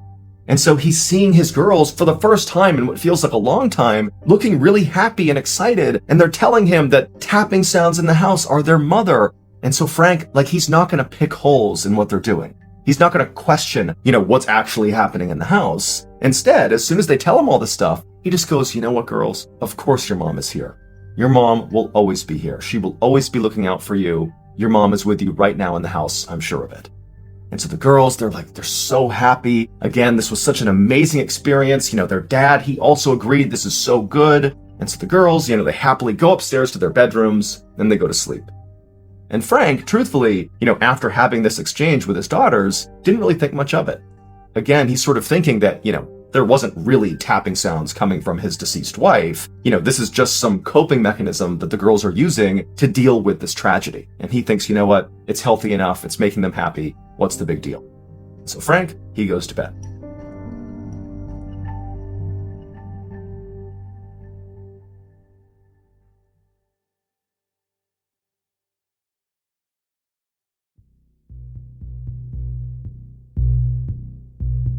Over the next few days, the tapping sounds in the house would continue, and they were no longer just coming from the basement. They were also coming from the kitchen, they were coming sometimes from the second floor, they were sort of coming from all over the house. But the girls were the only ones who could hear the sounds. Every time they'd hear the tapping, if their dad was home, they'd call him over, but Frank wouldn't hear anything. Now again, Frank doesn't really believe that there's actually tapping happening. He doesn't think this is actually real at all. But he's playing along with it because, his girls are happy, clearly this is their coping mechanism. And so again, Frank's not thinking much of it. It's harmless. The girls are frustrated that he can't hear it. But again, it's overall still a very good thing. It's Mom. Mom is trying to communicate with them. However, after a few days, post-seance, as the tapping continued, the girls began to change their attitude about the tapping sounds. The first day and over those first few days, it really did feel like a good thing. This is Mom. This is positive. This was definitely a good thing. But after about 72 hours, post-seance, the girls began to sort of feel frightened by the tapping. Because the tapping no longer was really just coming mostly from the basement. It now started coming almost exclusively from their bedrooms at night. So they'd be laying in bed and they'd hear, tapping underneath their beds. They'd hear tapping in their closets. And it was frightening. And they would call their dad in and he'd come into their bedrooms and he wouldn't find anything. But now, Frank, who previously had just sort of let this continue, this is his girl's coping mechanism for this terrible loss. Now he's seeing that his girls, they don't really think it's Mom anymore. They don't know what this is. And it's also disrupting their sleep. And so now it's not a healthy thing anymore. This is a problem. It's disrupting his girls' lives. And so Frank begins at this point, 3 days post-seance now, he begins telling his girls, like, hey, come on, guys, there's nothing to be scared of here. These tapping sounds are just normal house sounds. You're overthinking it. Like, there's nothing that's going to harm you in the house. Mom is definitely here looking out for you, but she's not making those tapping sounds. You got to let this stuff go and just forget about this stuff. But the girls, they're like, Dad, we're not making the tapping sounds up. Just because you don't hear them does not mean they're not real. And they began to tell their dad, like, we think the seance worked, but we actually no longer think it's Mom that's sort of come out of the seance. We think we unlocked a different spirit, an evil spirit. And now that evil spirit is haunting our house. And so Frank, at this point, he's like, guys, that's not what's going on here. You really need to stop. Like, these tapping sounds are not real. They're in your head or they're normal. And so Frank and his daughters really began to fight over this because the girls, they know they're hearing sounds and Frank's like, I'm not. And so they're really starting to fight over it. The girls, they're getting more and more frightened just being in their house, in particular at night when these sounds would typically start. And so fast forward about a week after the seance, and now the girls really are so scared to be in their house because of this tapping, which they believe is now this evil spirit in their house. They're finding all sorts of excuses to just stay out of their house. Like when Dad's at work late, they're trying to stay at their friend's house and not be home because it was too frightening. And Frank, he's sort of at his wit's end with what to do with his girls, because now this thing that's going on in the house, this delusion, as he believed it was, that his girls were suffering from, it was really disruptive and unhealthy. And he began telling his girls, like, if you can't stop with this whole tapping delusion, you're going to have to go to grief counseling. Like, this is too much.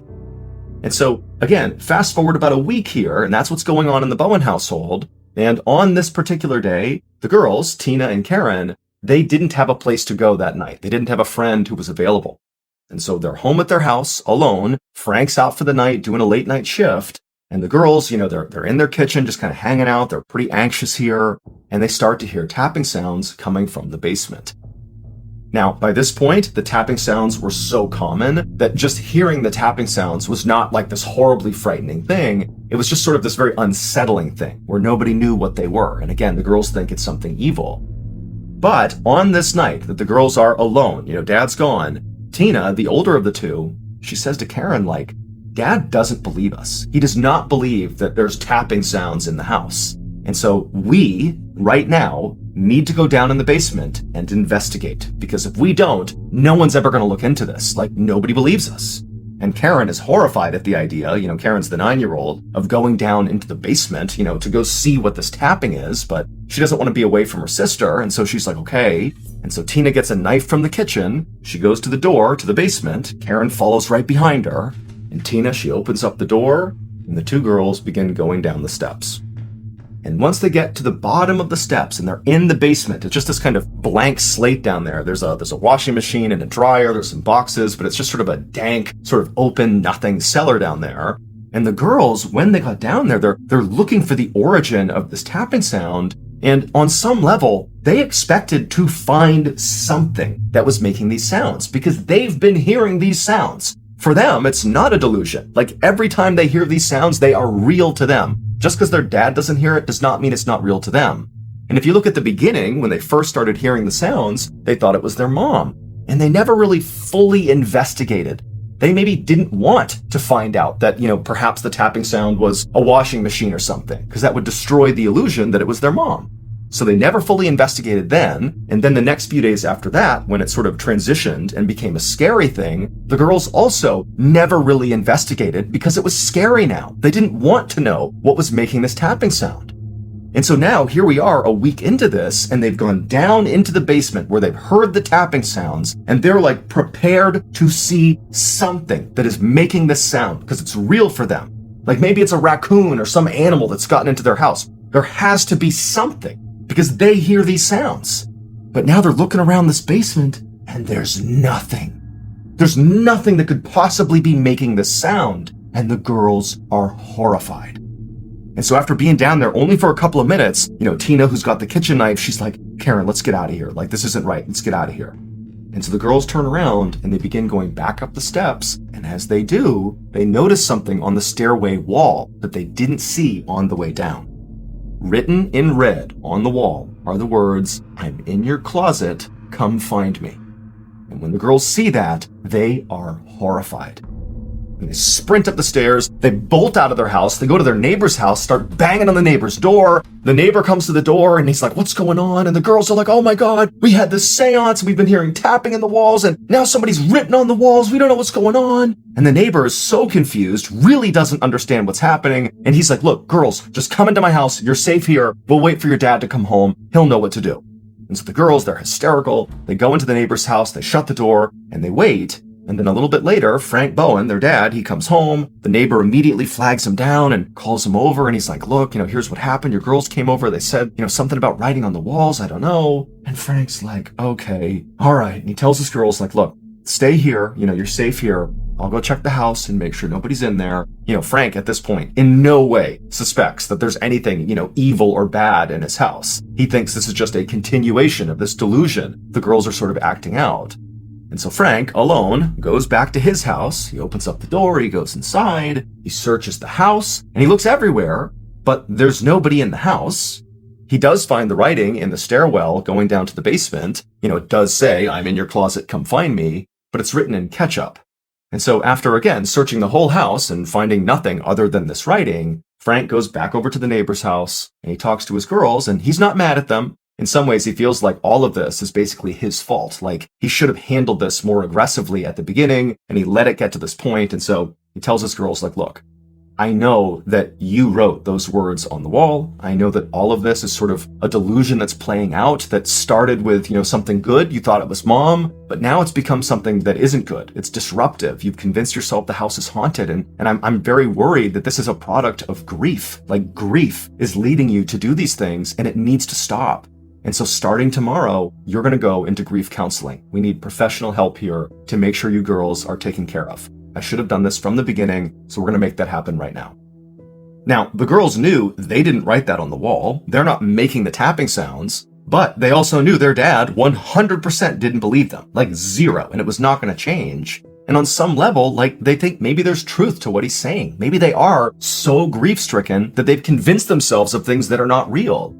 And so in this sort of vulnerable moment where the girls are totally upset about what they've seen and what they've heard, they just tell their dad, like, fine, like, whatever, we'll go to grief counseling.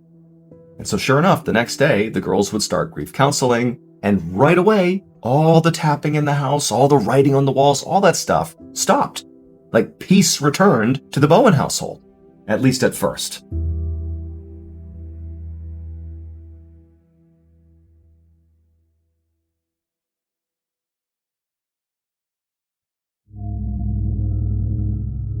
Fast forward 3 weeks to December 8th, 1986. So this is 3 weeks after the girls began their therapy, and in those 3 weeks, the Bowen household is totally calm, there's no more tapping, nothing, everything is fine. But on December 8th, Frank, along with his two girls, Tina and Karen, and their friend, Kathleen, they had been out for the evening, maybe getting ice cream or going out to eat or whatever, and they come back to the Bowen household. And when they do, it's nighttime, so it's dark outside, and Frank, he goes up to the porch, he goes to the front door, and as he's about to open up the door, he looks through one of the windows of his house, and he sees there are several lights on in the house that he didn't remember leaving on before they left. And so he just thinks, like, that's weird, like, I could have sworn I turned those lights off.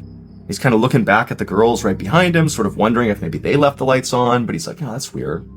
So he unlocks the front door, he swings the door open, and immediately he sees this scene inside of his house that makes no sense. The TV is on, a radio is on, and furniture in the first floor of the house where he's looking has clearly been moved. Not dramatically, but things have been moved around on the first floor. Like if you live somewhere, you know where things go. Things are off.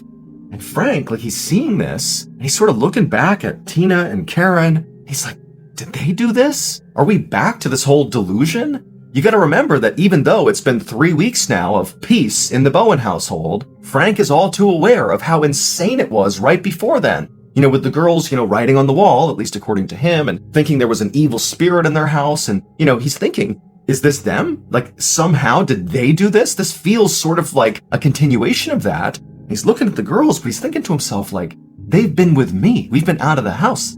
How could they do this? But again, Frank is sort of caught.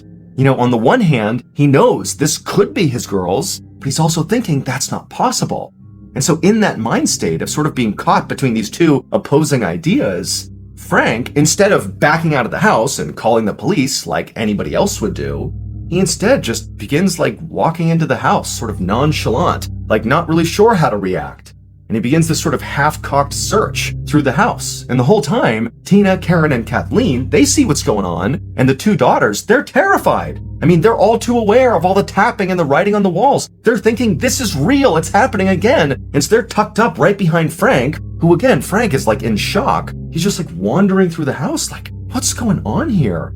Turns the TV off, he's walking around, turns the radio off, he's moving furniture back around, and he can't believe it. And so he does this weird, again, half-invested search through the first floor. He doesn't find anybody there. He goes to the second floor, does the same search. Again, all three girls, the two daughters and the friend, they're right behind Frank because they're so scared. They do the search of the second floor, nobody there. They search the attic, nobody there either. They go down to the basement, nobody in the basement, there's nobody in the house. And so Frank is what is going on here? And then he remembers there's actually a room on the first floor of the house that he forgot to search. It was just a front room of the house right off the front entrance. When he began the search, he just sort of overlooked it because he was sort of in a daze. And so he's okay, I'll go back up there and I'll search that last room and then I'll know the whole house is secure. Nobody's here. And so Frank goes back up the basement stairs to the first floor. The girls are tucked up right behind him, still so scared. And he makes his way towards this room, and this room overlooks the front of the property. There are windows looking out to the road. It's just you walk in, there's windows, there's the front of the house, and there's a little closet over to the left. It's like a sitting room. And so Frank, he goes into this room, and right away, he sees on the wall right in front of him, written in shaving cream, are the words, "Marry me." And so Frank, he walks over to the words, and he's staring at them, being what is this? Who wrote this? The girls, again, are right behind him, tucked up against the back of his legs, and he's staring, and as he's doing that, he hears movement in the closet in the room that he's in. And Frank turns and he looks at this closet. The doors are open to this closet, but it's a dark closet. And out of the closet walks a man who was wearing a dress, Frank's dead wife's dress. This person had clown makeup on their face, and they were wielding a hatchet. And they walk out of the closet, and they look at Frank, and they look at the girls who are so shocked, they're just in silence, staring back at the sky. And this person looks at Frank and goes, "You and the girls go upstairs." And so Frank immediately goes into protector mode, and he gets between the maniac and his girls, and he just tells the girls, go up the stairs, do what he says. And the hatchet-wielding maniac just sort of walks along, following after Frank and the girls. Again, Frank sort of staying between this person and the girls. And so Frank shepherds the girls up the stairs, and he's go ahead, girls, first bedroom, go in the first bedroom. So they go upstairs. All three girls go into the first bedroom. So Kathleen, Karen, Tina, and then Frank, he goes into the bedroom, and the maniac's right here in the hallway about to follow after Frank. And as soon as Frank gets in the door, Frank shuts the door and holds it shut. And there's suddenly this struggle between the maniac in the hallway and Frank. The maniac's trying to get in. There's this vicious struggle. And Tina, who's already in this bedroom, just turns, runs, and leaps out the second floor window. And so she smashes to the ground, she runs next door to that neighbor's house, she slams on the door, the neighbor comes out and Tina's screaming about, "There's someone in my house!" And so the neighbor at this point knows this is a real emergency. They call the police, and then minutes later, the police show up, and when they get there, they look up at the Bowen household, and Frank Bowen is leaning out of that second floor bedroom, and he's screaming to the police, "Hey, there's somebody in here! He was just at my door! He's gone! I don't know where he is!" And police, they get over, they put a ladder up to the window, Frank comes down, they get the other two girls down, so everybody is safely out of the house now. They've been moved over to that neighbor's house, and now the police are going to go into the Bowen household to find this dress-wearing, hatchet-wielding, clown makeup-wearing maniac. They're going to find him and put him into custody. And so the police, they go into the Bowen household, guns drawn, and they search that entire property, top to bottom, and they find nothing. Nobody's there. The house is completely vacant. However, they would find a hatchet lying by the back sliding glass door, and the back sliding glass door was partially open. And so ultimately, again, when nobody is found inside the house, the police decide, well, clearly this maniac, if there really was a maniac, is now gone. Because look, the door's open, the hatchet's here, so they're gone. And so the police, they go over and talk to Frank and his family, and they're like, look, we don't really know what to make of this. We didn't actually see, this person you claim to have seen in your house. I'm sure there was somebody, but we didn't see them. And so for now, what we're going to do is we're going to monitor your property 24/7 and just see what happens, see if anybody comes in or out. We'll make sure nobody comes to this property, and we'll also begin an investigation in town to try to figure out, who this maniac was. And in the meantime, you and your girls go stay with a family friend or something. Just don't be here because we don't know what's going on here. And so Frank and his girls, they went and stayed with a family friend, and the police began their surveillance of the Bowen household. And for 2 days, nothing happened. Like, nobody went in or out of the Bowen household. And despite police canvassing the town and trying to figure out, who this maniac could have been, they really didn't get anywhere. Because remember, Frank's description and the girl's description of this maniac was, probably a man wearing a dress with clown makeup on. And so effectively, this person had a disguise on. Like, there was nothing to go on. So they couldn't find anybody in town, there was no leads, and nobody has come to this house, and they're communicating with Frank Bowen the whole time. Like, basically, nothing's coming of this case. And so finally, 48 hours after, confronting this maniac in the closet, Frank and his girls, they've been at the family friend's house this whole time. And Frank's like, you know what, it'd be great to get my toiletries and a few other things from my house, because basically they evacuated their house and didn't get a chance to pack or anything. And Frank's thinking, like, nothing's going on at the house. There's no leads in this case. It's got to be safe to go back to my house for a minute and get the things I need. And so he tells his girls to stay with his family friend, and Frank, by himself, goes over to his house, and it's broad daylight, and he's expecting to find a police officer, who's monitoring his property, and he can tell the officer, hey, I'm just going in real quick to get my stuff, and they would, let him go in and do that. But when he got to his house, he looked around and he didn't see any police officer outside the property watching the property. And he's thinking, like, that's pretty weird. They told me they've been watching my property 24/7. Like, where are they? But Frank's like, that's weird, whatever. So he gets out of his car and begins walking towards his front door. But as he's walking, for a second, out of the corner of his eye, he can swear he can see somebody moving in the second floor of his house. But when he looked up, nobody was there. But he was certain somebody had been moving around up there. And Frank's thinking to himself, like, wait a minute, are the police monitoring my house from the inside? Is that what they're doing? They've been in my house? I could have sworn they said they were out of my house. And Frank's like, you know what, just in case, I need to call the police, because I don't want to walk in there and startle an armed police officer who's basically looking for an intruder. And so Frank, he goes to that neighbor's house and uses their phone, and he calls the police, and he's like, hey, are you in my house? Is that what you guys have been doing? You've been monitoring my house from the inside? And they're like, no, we have been watching it from the outside. Very likely what's happened here is you've arrived at your house at the exact moment when there is turnover happening between the police officers who are watching it from the outside. Meaning the officer who's been watching your house must have just left, and the incoming officer who will be taking over the next shift is probably on their way, or maybe they're there right now. And in fact, what you should do, Frank, is hang up with us, go back to your property, and very likely the officer will be there or be there soon, and you can talk to them and have them search your house just in case to make sure nobody's in there. And so Frank says, okay, he hangs up the phone, he goes outside, and sure enough, now there is clearly a police officer in a car outside of his property. So Frank goes over and, explains the situation to the officer, and the officer's like, no one's going inside your property. Literally, we have watched this property 24/7, save for a couple of minutes here and there when we're doing turnover, but nobody's gone in or out of your property. But either way, Frank, I'll search your house just to be sure. And so Frank goes back over to the neighbor's house, and this officer goes up to Frank's door, he opens it up, he looks inside, and he can't believe what he's looking at.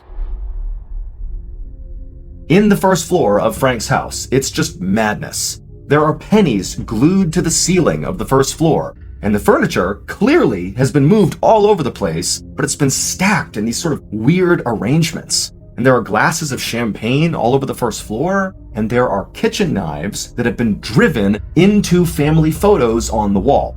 Like the knives are still sticking into the photo, and where these knives have been driven through the photo is always on a picture of either Tina or Karen, the two daughters. And where there are knives in these pictures, above those pictures is written, I'm going to kill you, Tina, or I'm going to kill you, Karen. And so this officer obviously knows, we have a problem here. And so he backs out of the house, he calls for reinforcements, and so all these officers go in, guns drawn, now convinced, clearly somebody has found a way to come in and out of this house, or they're still here, and we have to find them. Like, clearly, the Bowens were not lying about this horrible, maniac that they encountered in the second floor of their house when police first showed up. Clearly, that must have happened, because they didn't do this, somebody else did, and they gotta be here. And so police, they tear the Bowen household apart, looking for this maniac. They look everywhere, and they can't find anybody. there's nobody in the house. And on top of that, it had snowed outside, and before they went in, they made sure they walked around the property to see if there were footsteps coming in or out of the property, and there wasn't. Like, it's not possible what they're seeing. But they've now torn the house up, looking for anything, and they found nothing. Other than, again, the madness they've seen with the furniture, the writing, the knives, that's all they've found. And so after hours and hours of this very frustrating search, a few of the officers found themselves in the basement, and they're just standing there talking to each other like, this is crazy. We must have missed something. Like, what is it? And at some point, one of those officers who was having that conversation, he had his hand resting on the washing machine, and he's just sitting there like, yeah, what did we miss? What did we miss? And suddenly, as he's leaning against the washing machine moved. And so suddenly there's this gap that's been created by moving the washing machine, and the officer looks at the wall where the machine had been sitting before, and clearly there is a hole on the wall. And the officer gets out his flashlight, and he looks in the wall and kind of scans down, and he sees there's this tunnel that's been burrowed in the wall of the basement, and it goes over to the corner, and looking back at this officer is Danny LaPlante. And he's crouched down, he's got a hatchet over his shoulder, he's wearing a dress, and he's staring back at this officer.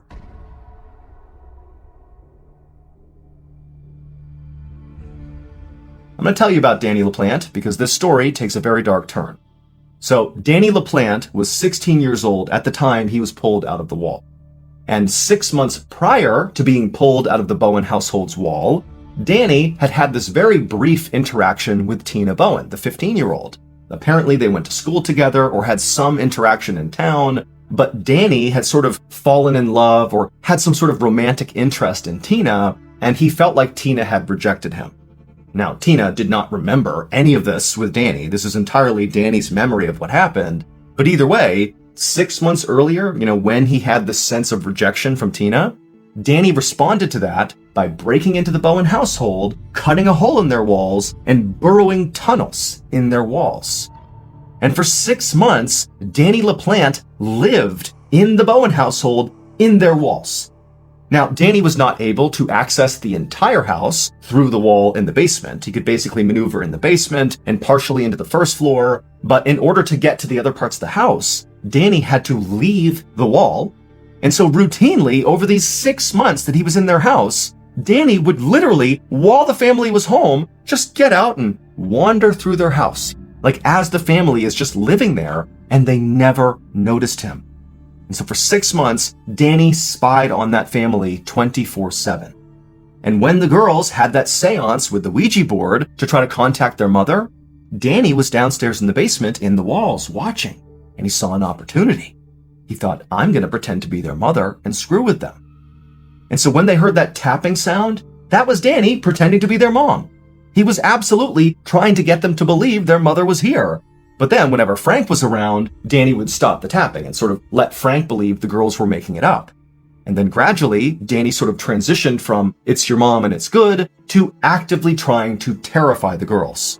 He began tapping at all hours of the night. He began sneaking out of the wall, going upstairs to the girls' bedroom, flicking the undersides of their beds, going in their closet, tapping in their closet, and then making sure to be hidden or escape before Frank came in. I mean, this is absolutely psychotic behavior, but it gets worse. So Danny is taken out of the walls and he's arrested, but then 10 months later, when he is awaiting trial, Danny is released on bail. And while he is on bail, he would sneak into another family's house in Massachusetts, the Gustafsons' house, and unfortunately, that family would not escape Danny. Danny would murder 3 members of that family for really no particular reason. He just picked a family and killed them. And so very likely, if Tina had not leapt out of the second floor window when Danny revealed himself in that dress with the hatchet and got them to go up to that bedroom, if Tina hadn't leapt out and if Frank hadn't held off the door like that, almost certainly Danny was corralling that family into that room to kill them with the hatchet. But Tina basically saved their lives. Danny LaPlante is still alive, and he's serving multiple consecutive life sentences, and he actually recently was put up for parole. He didn't get it, he did not get parole, but during his hearing for his parole, when he was rejected, he was determined to be one of the most psychopathic inmates in the entire prison system.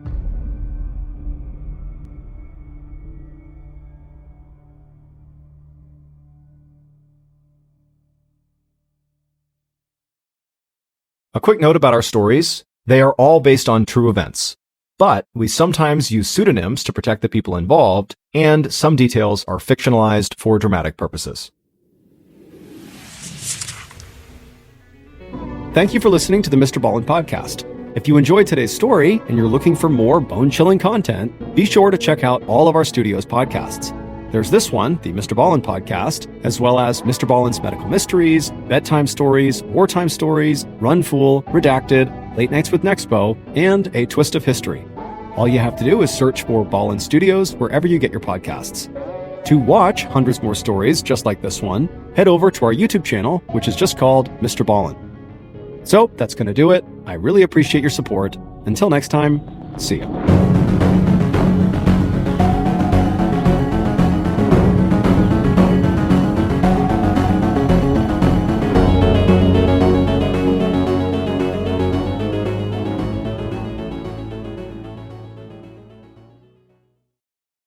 Police cruisers, ambulances, and fire trucks roared down the street, shattering the early morning silence in a Queens, New York neighborhood. Minutes later, two veteran NYPD homicide detectives stepped out of their car and walked into what was supposed to be an abandoned house. They made their way down a long hallway, opened up a door, and then began going down into the basement. And when they got down there, it seemed like for a second that they had just stumbled onto the set of a horror movie. These two hardened homicide detectives just stood there at a loss for words. All they could think was, I hope this person died before all of this was done to them. But before we get into that story, if you're a fan of the strange, dark, and mysterious delivered in story format, then you've come to the right podcast, because that's all we do, and we upload twice a week, once on Monday and once on Thursday. So if that's of interest to you, please take the follow button out for baseball practice with an automatic pitching machine, but make sure you aim it right at their stupid face. Okay, let's get into today's story.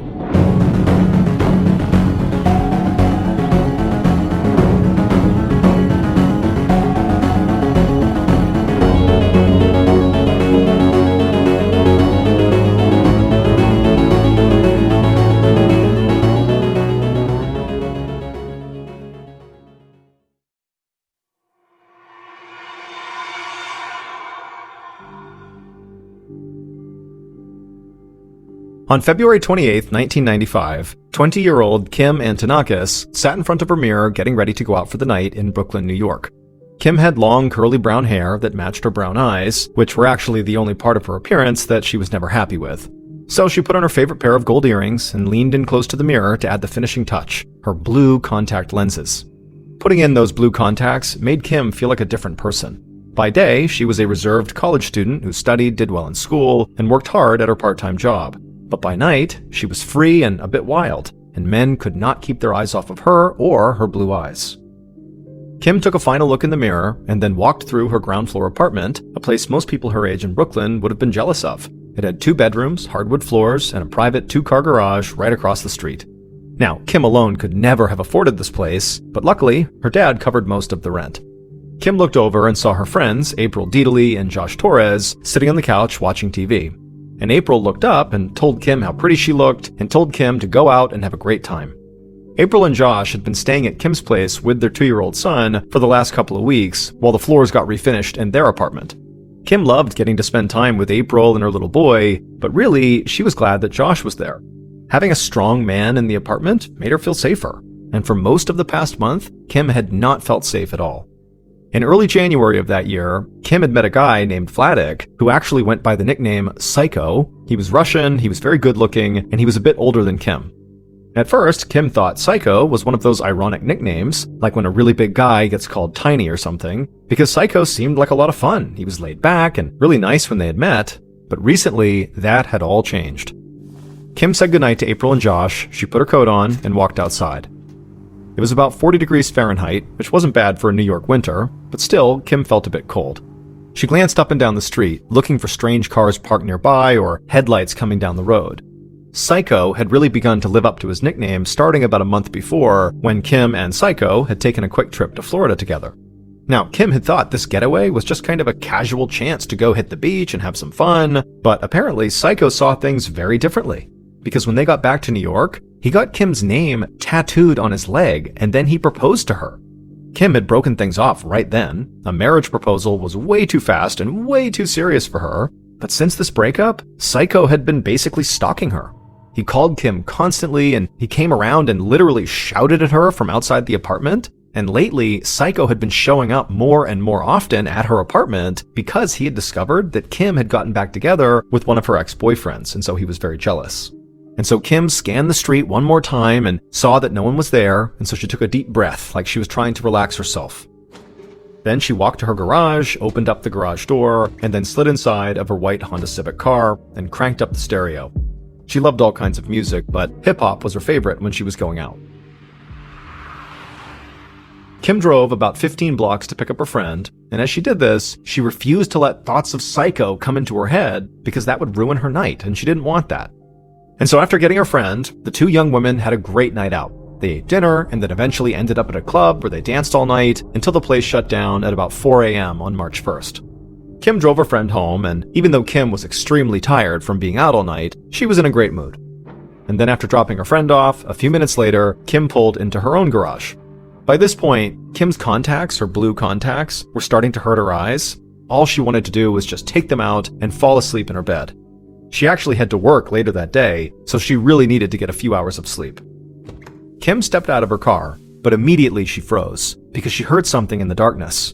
She turned, but she couldn't see anything, and then she heard a noise from the other side of her garage. Terrified, Kim just clutched her keys in her hand and rushed towards the open garage door.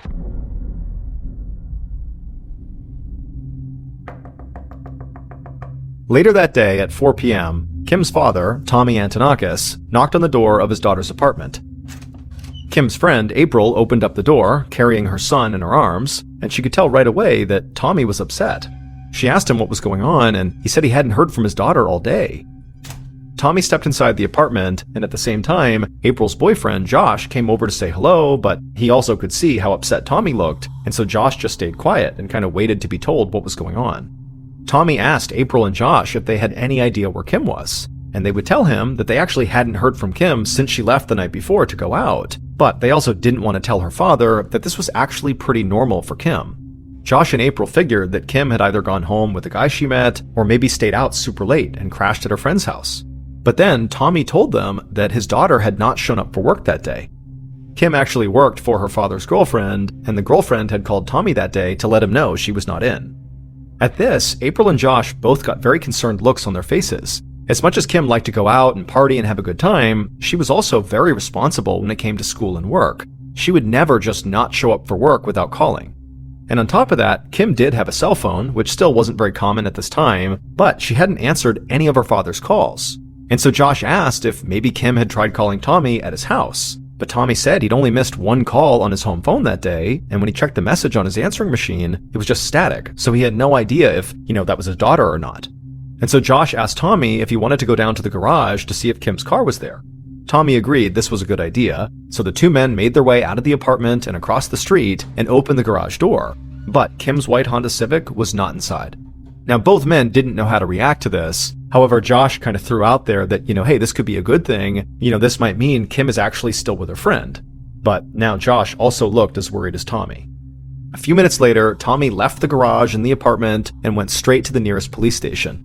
And when he got there, two officers listened to his story, but they told him that even though of course he was concerned, that realistically, an adult woman who hadn't even been gone for 24 hours at this point did not warrant a missing persons report, at least not yet.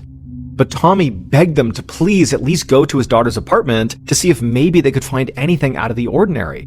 And now at this point, Tommy was so distraught that the officers were actually worried that he might have a total mental breakdown right there in the station. And so they told him, okay, we'll swing by your daughter's apartment and have a quick look around. And so a little later that afternoon, Tommy stood outside of Kim's garage while the officers searched inside the garage. And at some point, one of the officers knelt down and waved his partner over because he had found a gold earring laying on the ground. And when Tommy heard this, he lost it. He said this had to be proof something bad happened to his daughter. The officers tried to calm him down, telling him, hey, her earring could have just fallen out when she got into the car. That's not totally out of the realm of possibility. But they did tell Tommy they would now issue a search for her vehicle and let him know if they found anything. Tommy then gave the officers a photo of Kim and said she had two distinct tattoos that people might have noticed, depending on how she was dressed. There was a scorpion on her left thigh and an infinity symbol on her lower back. The cops said they'd keep Tommy informed and then headed out. Tommy immediately went back to Kim's apartment, and when he got inside, he said to April and Josh that he knew something was wrong here, and he didn't think the police were taking him seriously. And so he asked Josh if he would help him put up missing person flyers with Kim's picture all around the city, and Josh said, "Yeah, whatever you need, I'll help you." And so while the two men laid out their plan for these missing person flyers, April contacted the friend that Kim had gone out with the night before. And the friend said that, her and Kim had stayed at the club until around 4 a.m. when it closed, and then afterward, Kim had dropped her off, and that was the last the friend had seen Kim. And so after April relayed this information to Tommy, Tommy became convinced that this, in conjunction with the earring that was found in the garage, meant something must have happened to Kim in the garage right when she got home after dropping off her friend. And so Tommy looked at Josh, totally despondent, and said they were already running out of time if they wanted to find Kim alive. On March 3rd, so 2 days after Kim had gone missing, Kim's mother arrived in town. Over the last 2 days, her ex-husband, Tommy, had continued to put up flyers all around the city, and the police had really ramped up their search for Kim and her car, but nobody had any idea where Kim was. So that's why Kim's mom had come to New York to conduct a search for her daughter in her own way. Kim's mother walked through a small row house in the Bay Bridge neighborhood of Brooklyn, and the house was dark and smelled of incense and candles. She stepped through a curtain at the back of the house and entered a room where a woman with long dark hair sat at a small wooden table. This was the psychic Kim's mother had come to see. The psychic told Kim's mom to take a seat and then asked her how could she help. Kim's mom fought back tears and said her daughter had not been seen in days. She put a photo of Kim and a few of Kim's personal belongings on the table, then she pulled out a small tape recorder from her purse and asked the psychic if she could record this session. The psychic nodded and then touched the objects that belonged to Kim. Then the psychic closed her eyes and took a deep breath. For a minute, the only sound in the room was the hypnotic click of the spinning tape in the tape recorder. Then the psychic opened her eyes and began talking. She said to Kim's mother that Kim was alive, but she was no longer in Brooklyn. She was tied up in some place cold and dark, maybe a basement. Then the psychic looked up like she was trying to see something in the room that was invisible to everybody else, and she told Kim's mom that different letters had begun to appear in front of her, and one of them was a big letter T. A moment later, the psychic sort of came out of her trance, and at this point, Kim's mom hit stop on the tape recorder. Later that day, Kim's mom met with April, Josh, and Kim's ex-boyfriend, Jay Negron, at Kim's apartment. Kim's mom knew that her daughter had started sleeping with Jay again, even though Kim didn't really like him. Kim's mom didn't think this was a good idea, but she was happy to see that Jay was there and willing to help. Kim's mom took out her tape recorder and said she had come from a meeting with a psychic. Jay stifled a laugh and glanced over at Josh and April, but they looked like they were taking this very seriously. The recording started, and Jay quickly stopped smirking. The psychic's voice on the recording sounded eerie, like it was coming from someplace far away. And when the psychic got to the part about seeing the letters in the room floating around, everybody got a deadly serious look on their face. April didn't want to say anything in front of Kim's mom, but she thought the letter T that the psychic saw clearly pointed to a particular person, Kim's father, Tommy, T for Tommy. At 2 a.m. on March 4th, 3 days after Kim had gone missing, a man woke up at his house in Queens, New York, about 30 minutes from Kim's apartment. The man smelled smoke, so he rushed out of his bedroom, but he quickly realized the smoke was not coming from inside of his house. So the man ran outside and looked down the street, and flames engulfed an old wooden 2-story house down the block, and smoke was pouring out of the windows. The man ran back inside and called 911, and he would tell the operator that the house that was on fire had been abandoned for a long time, but there could be squatters inside, so it was possible there were people in immediate danger right now. So the operator said they would send fire and rescue right away. Soon after that, fire trucks roared down the street with their sirens wailing, and they arrived in front of the abandoned burning house. Firefighters got right to work, and luckily, once they got inside, they could tell the house did seem to be empty, and they were able to put out the flames quickly. But then several firefighters walked through the now smoldering house to try to discover what the source of the fire had been. And one of them led the way down the stairs into the basement of this building, and he quickly told the others to stay back. He had seen some terrible things on this job, but what he saw in the basement was the worst he had ever seen. The others called down to him and asked if he was okay, and he just turned and shouted up that they needed to get the police down here right away.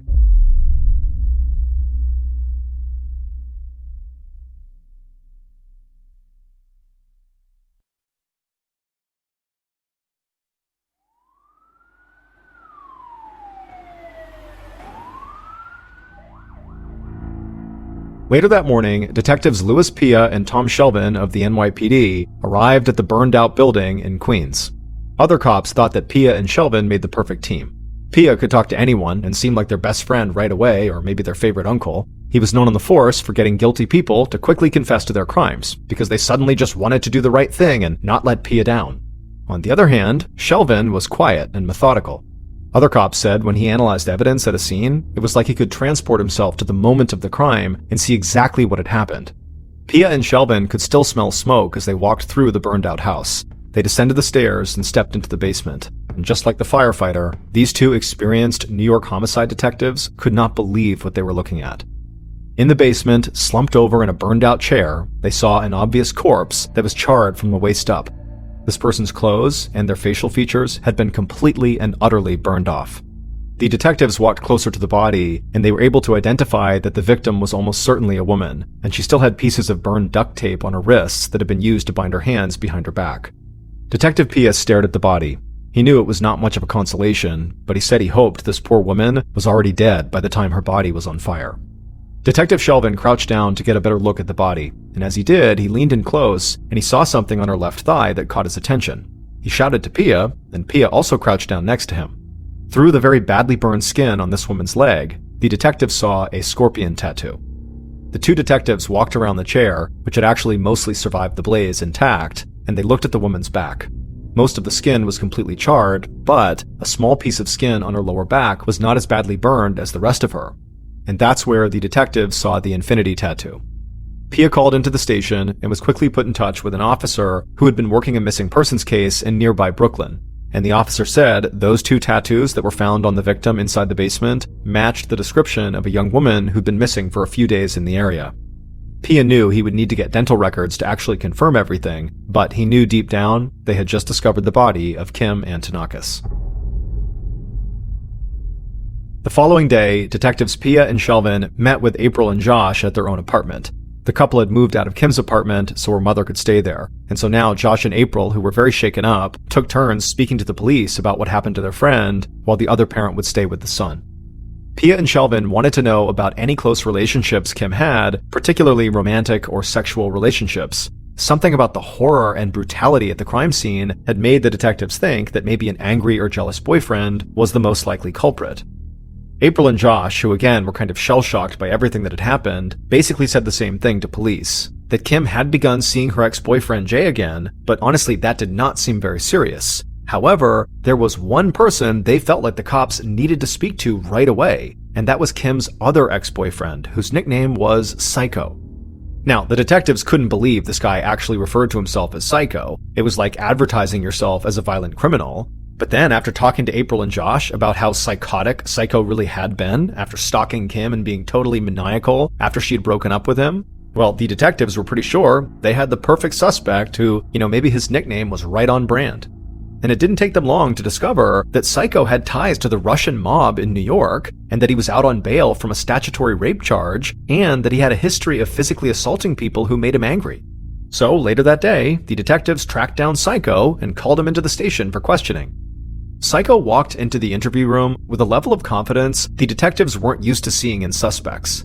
Psycho was tall, pale, blonde, had blue eyes and a light beard, and when he sat down across from the two detectives, he grinned and actually laughed before either of the detectives had asked him anything. Detective Pia told Psycho that Kim Antonakis had been murdered, and after that, Psycho just stared at Pia, completely calm and unaffected. And so Pia eventually broke the silence by asking Psycho how he knew Kim, and at this, Psycho smiled and laughed again. And then he said, the name Kim rings a bell, but I can't really picture her. Pia smiled right back at Psycho and asked, hey, if you don't know who Kim is, then why do you have her name tattooed on your leg? Psycho leaned back in his chair and got a look on his face like this was the most ridiculous thing he'd ever heard. He said he did have the letters K-I-M tattooed on his leg, but it wasn't for this girl Kim. It stood for something that wouldn't make sense to these detectives. It was just a positive phrase that inspired him. The detectives looked at each other, and they almost started laughing. Psycho's act would be entertaining if he wasn't a murder suspect, so Pia leaned in and told Psycho to stop lying. The police knew Psycho had been coming around Kim's apartment after she broke up with him, and also several people had told the detectives that they had seen Psycho physically on Kim's block the day she disappeared. At this, Psycho lowered his eyes and dropped the tough guy act. He admitted to not only knowing Kim, but also dating her at one point, but he still insisted his tattoo had nothing to do with her and that their relationship wasn't actually all that serious. And then he told the detectives that he really had nothing to do with her death. By the end of the interview, despite Psycho seeming like a totally psychotic and very likely suspect, the detectives did not have enough information to actually hold Psycho, so they let him go. However, based on his criminal record and his connection to the victim, they were able to secure a warrant to conduct surveillance on him. The detectives hoped that surveillance would pay off quickly, but in the meantime, they decided to move on to another one of Kim's ex-boyfriends, Jay. A few days after Kim's murder, the detectives met with Jay at the station, and they had a much easier conversation than they'd had with Psycho.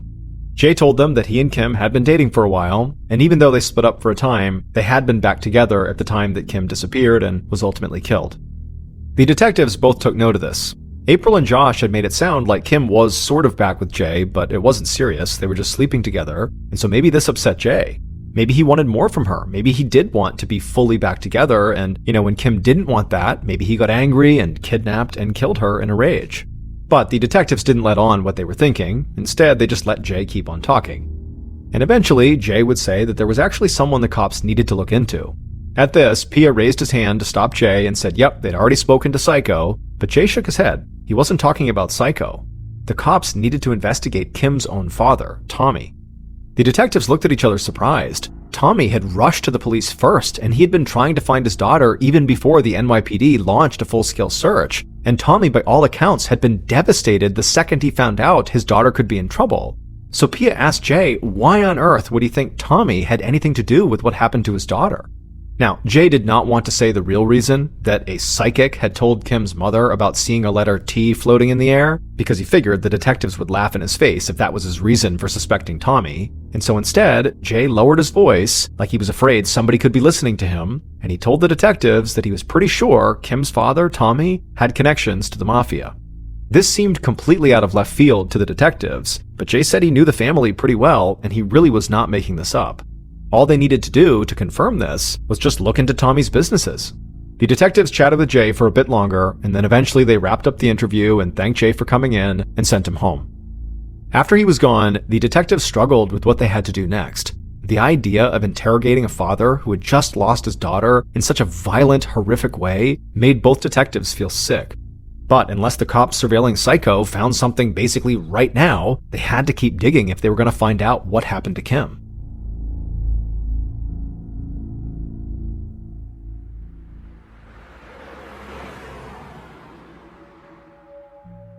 And so later that day, Pia and Shelvin drove to Tommy's house, and Tommy came to the door and welcomed them inside, but he looked horrible, like he hadn't slept in days. He was jittery, and he struggled to even put full sentences together. And then Pia told Tommy they were actually there to question him. And at this, Tommy lost it. He screamed that they were just wasting their time while his daughter's killer clearly was out there roaming the streets. And if they knew how to do their jobs, they would not be questioning him about the murder of his beloved daughter, the person who meant more to him than anybody else in the world. Pia told Tommy that it really was just routine for police to follow up with everyone who was close to the victim. And Tommy at this, managed to calm down a bit, but he was still very upset about this. And so Pia just got right to the point and asked if Tommy had any connections to the mafia. Tommy shook his head. He couldn't believe where this investigation was going. He said they could look into his businesses or whatever they wanted, and they wouldn't find any links to organized crime. He said yes, he did happen to have an office near the office of famous New York mobster John Gotti, and he had met some of Gotti's people in passing a couple of times, but that was it. There was no actual connection to the mafia. And then Tommy just began shouting for the detectives to do some real work and go find his daughter's killer. The detectives could tell Tommy was not willing to talk to them right now, so they quickly left the house and just headed back to the station. As a father, Pia knew how gut-wrenching it must be for Tommy to hear someone even suggest he might have done something to hurt his own child. But as the detectives dug into Tommy's potential ties to the mafia, something did jump out at them. Tommy owned several businesses, and one of them was a fire insurance company. Detective Shelvin said that, regardless of whether Tommy had mafia connections or not, as someone who dealt with fire insurance professionally, he would likely know how to burn a house down and leave nothing traceable behind. And if the guy in Queens hadn't smelled smoke and woken up when he did, there was a chance firefighters would have not stopped the blaze before it basically totally consumed Kim's body. Pia hated to even consider this theory, and he still hoped it was just a matter of time before Psycho or somebody else made a mistake and proved that Tommy had not murdered his own daughter. But as the days went by, police didn't seem to be getting closer to pinning down Psycho or anyone else. The case was just wide open. Police did, however, finally locate Kim's abandoned car miles away from her apartment, but it had been completely wiped down, so there were no prints to point the detectives in the right direction. And so soon, months went by with no new leads, and Pia and Shelvin felt like they were running out of ideas. So they engaged in what they called, quote, shoe leather work, end quote, literally walking the streets around Kim's apartment and the house in Queens where she had been found, knocking on doors and talking to anybody they could. It felt like a very thankless job.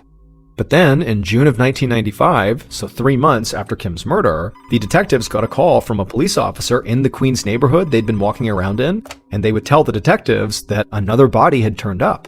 And this body was a young man who had been murdered in the street, literally, mafia execution style. Pia and Shelvin got the victim's details and then sped to his house in Queens. When they got there, the victim's mother let them in and said they could look around to see if they could find anything that would help their case. She told them that she had no idea who had killed her son. However, she did tell them her son had begun hanging around what she considered to be a bad crowd. Pia sat and spoke to the very upset mother some more while Shelvin searched the house. And at some point, Shelvin got to a room at the back of the house and he looked out the window, and just over the fence, he could see the backyard of the abandoned house where Kim's body had been found. Shelvin walked back through the house and asked the mother if she'd ever seen anybody going in or out of that abandoned home, or if she knew if her son had ever gone in there for any reason. And the woman said, she hadn't seen anybody go in there for well over a month and really couldn't imagine why her son would have gone inside either. The detectives thanked her for her time, and then they headed back to their car. And once they got in there, they both agreed there was just no way this could be a big coincidence, that this young man who had been murdered mafia style just happened to live right behind the abandoned house where Kim had been murdered. And with all this talk about the mafia connection to Kim's murder, it just felt like this young man's murder had to be connected to Kim's in some way. They just didn't know what that way was. On September 3rd, 1995, so 6 months after Kim's murder, detectives Pia and Shelvin sat at their desks and went over their notes like they had been doing almost every day since the murder. They had found a possible connection between Kim and that young man who was the shooting victim in Queens, but nothing concrete had come out of that yet. On top of that, Psycho, despite being under surveillance, had not shown his hand in any way, and also the detectives had discovered that Kim's father, Tommy, really had absolutely no discernible ties to the mafia. So at this point, none of their leads had panned out. However, the detectives refused to say that Kim's case had gone cold, but they admitted it was, at the very least, lukewarm. But just then, the detectives heard shouting and crying down the hall. They looked up and saw an officer leading a blonde woman towards them. The officer had an apologetic look on his face, and he said, this woman claimed to have vital information regarding Kim's murder, and she kind of barged her way down here. Now, a lot of people had made similar claims over the past several months, so Pia and Shelvin understood why this officer was hesitant to let this woman come down and talk to them right away, but they stood up and they could see how upset this woman was. Also, it looked like she had some serious bruising on her cheeks and around her eyes. So the detectives walked over to the woman and wanted to make sure she didn't need immediate medical attention, but the woman shook them off and said she needed cops, not doctors. Pia nodded and said, "Okay, well, what's your name?" And she smiled through tears and pointed to her hair and said everyone just called her Blondie. Pia smiled back at her and asked her to tell him and his partner, what's going on here. Blondie took a deep breath and stopped crying. She said that morning she and her boyfriend had gotten into an argument. Blondie said she was sure he was cheating on her. And so she got very upset and angry and began yelling at him, but instead of just yelling back at her, her boyfriend grabbed a shovel and hit her with it. Blondie fell to the floor and thought her boyfriend was going to literally kill her, but he ended up just running outside, stealing her motorcycle, and speeding off. Pia told Blondie, I'm so sorry, and then told her she really ought to go get some medical attention, but then he also asked her, what does this have to do with Kim's murder? Blondie glanced between Pia and Shelvin and took a deep breath, and then she said, while she was on the floor after being struck by the shovel and thinking she was about to be killed, her boyfriend, before running off, leaned down, got into her face, and told her he had already set one woman on fire and he would have no problem doing it again.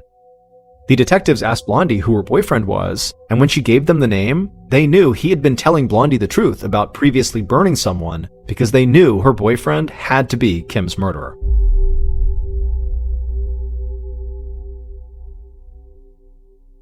Based on the information Blondie provided, interviews, and evidence found at the crime scene, The following is a reconstruction of what the detectives believe happened to Kim Antonakis beginning in the early morning of March 1st, 1995.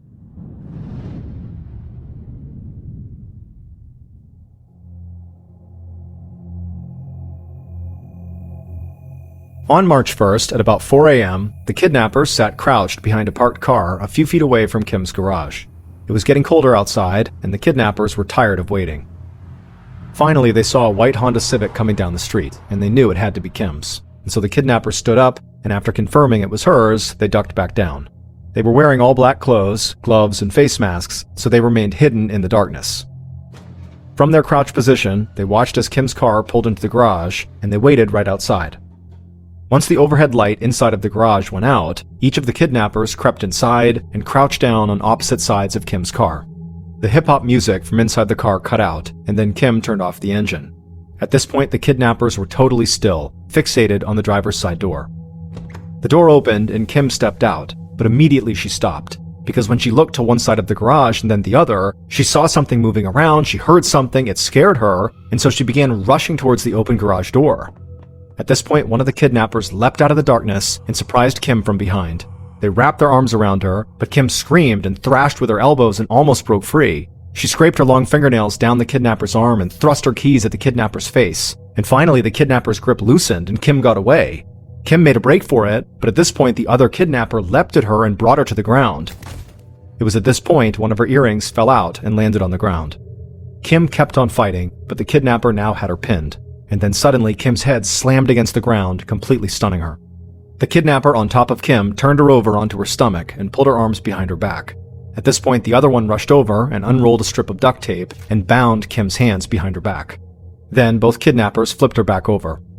Kim would have felt a piece of duct tape being stretched across her mouth, and then would have felt her head slam against the ground one more time, at which point she lost consciousness.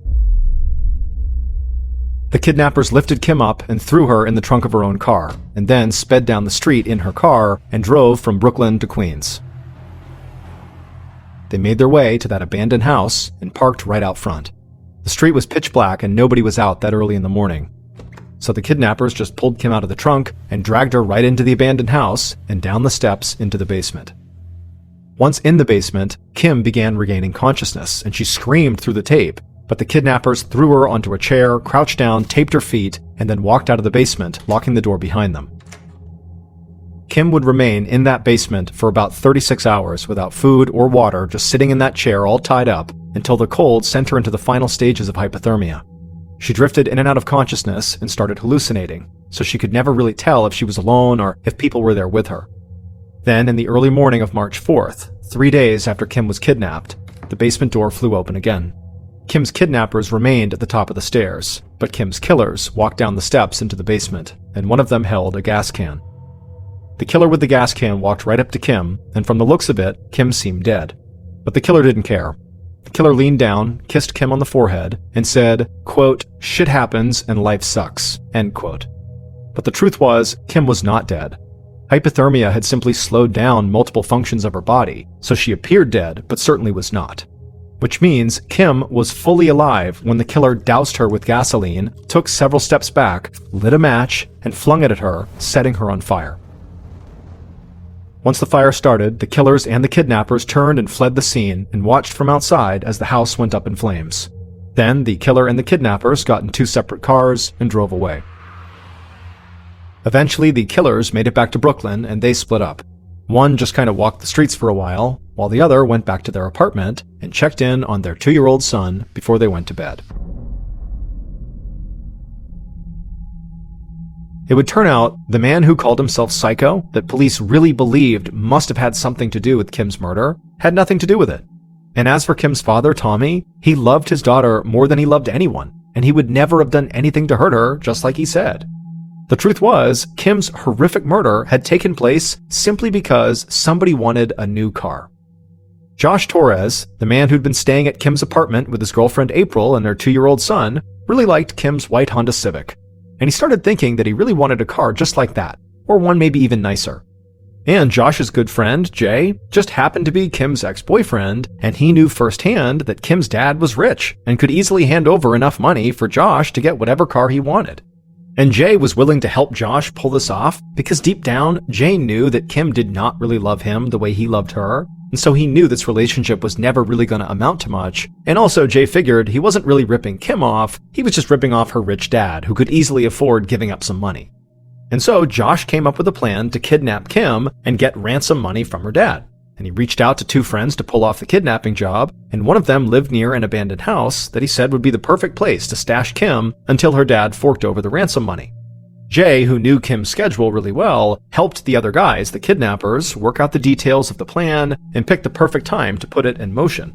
And in the early morning of March 4th, when Kim was kidnapped, everything seemed to be going the way it was supposed to. But later that day, things began to fall apart.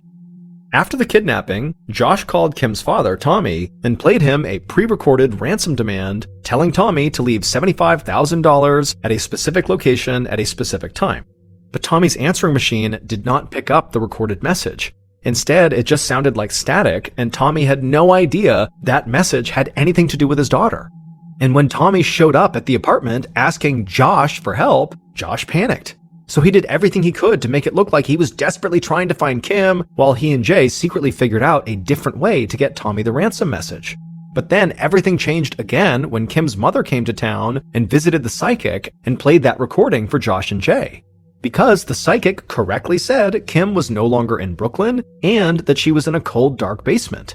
But more importantly, the psychic did not just mention the letter T floating around, she also said that she kept seeing one other letter, the letter J. And when Josh and Jay heard that, they freaked out because their names begin with J. And so totally convinced the psychic knew exactly what was happening, Josh and Jay went to that abandoned house where Kim was with the 2 guys they had hired to kidnap Kim. Josh had picked up a gas can on the way over, claiming they would just move Kim to a different location and then burn the abandoned house down, kind of destroying evidence. But investigators would never know if that was actually Josh's intention. Because when Josh saw Kim in the basement and thought she was dead, even though she wasn't, she was just hypothermic, Josh would say he felt like the only way to deal with the situation was to light her on fire and burn her body along with the house, destroying all evidence. But of course, Kim was actually alive.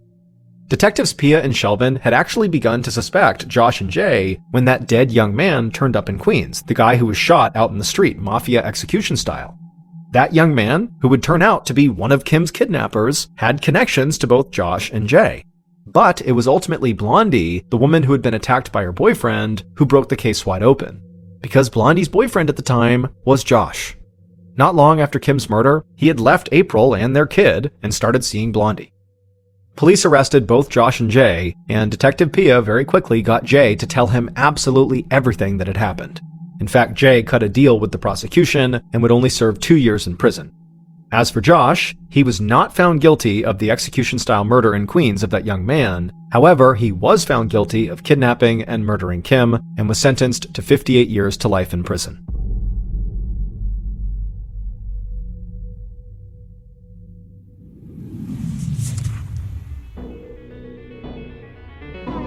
Thank you for listening to the MrBallen Podcast. If you enjoyed today's stories, and you're looking for more strange, dark, and mysterious content, be sure to check out all of our studio's podcasts. They are this one, of course, MrBallen Podcast, and we also have MrBallen's Medical Mysteries, we have Bedtime Stories, and also Run Fool. To find those other podcasts, all you have to do is search for Ballen Studios wherever you listen to your podcasts. To watch hundreds more stories, just like the ones you heard today, head over to our YouTube channel, which is just called MrBallen. So that's going to do it. I really appreciate your support. Until next time, see ya.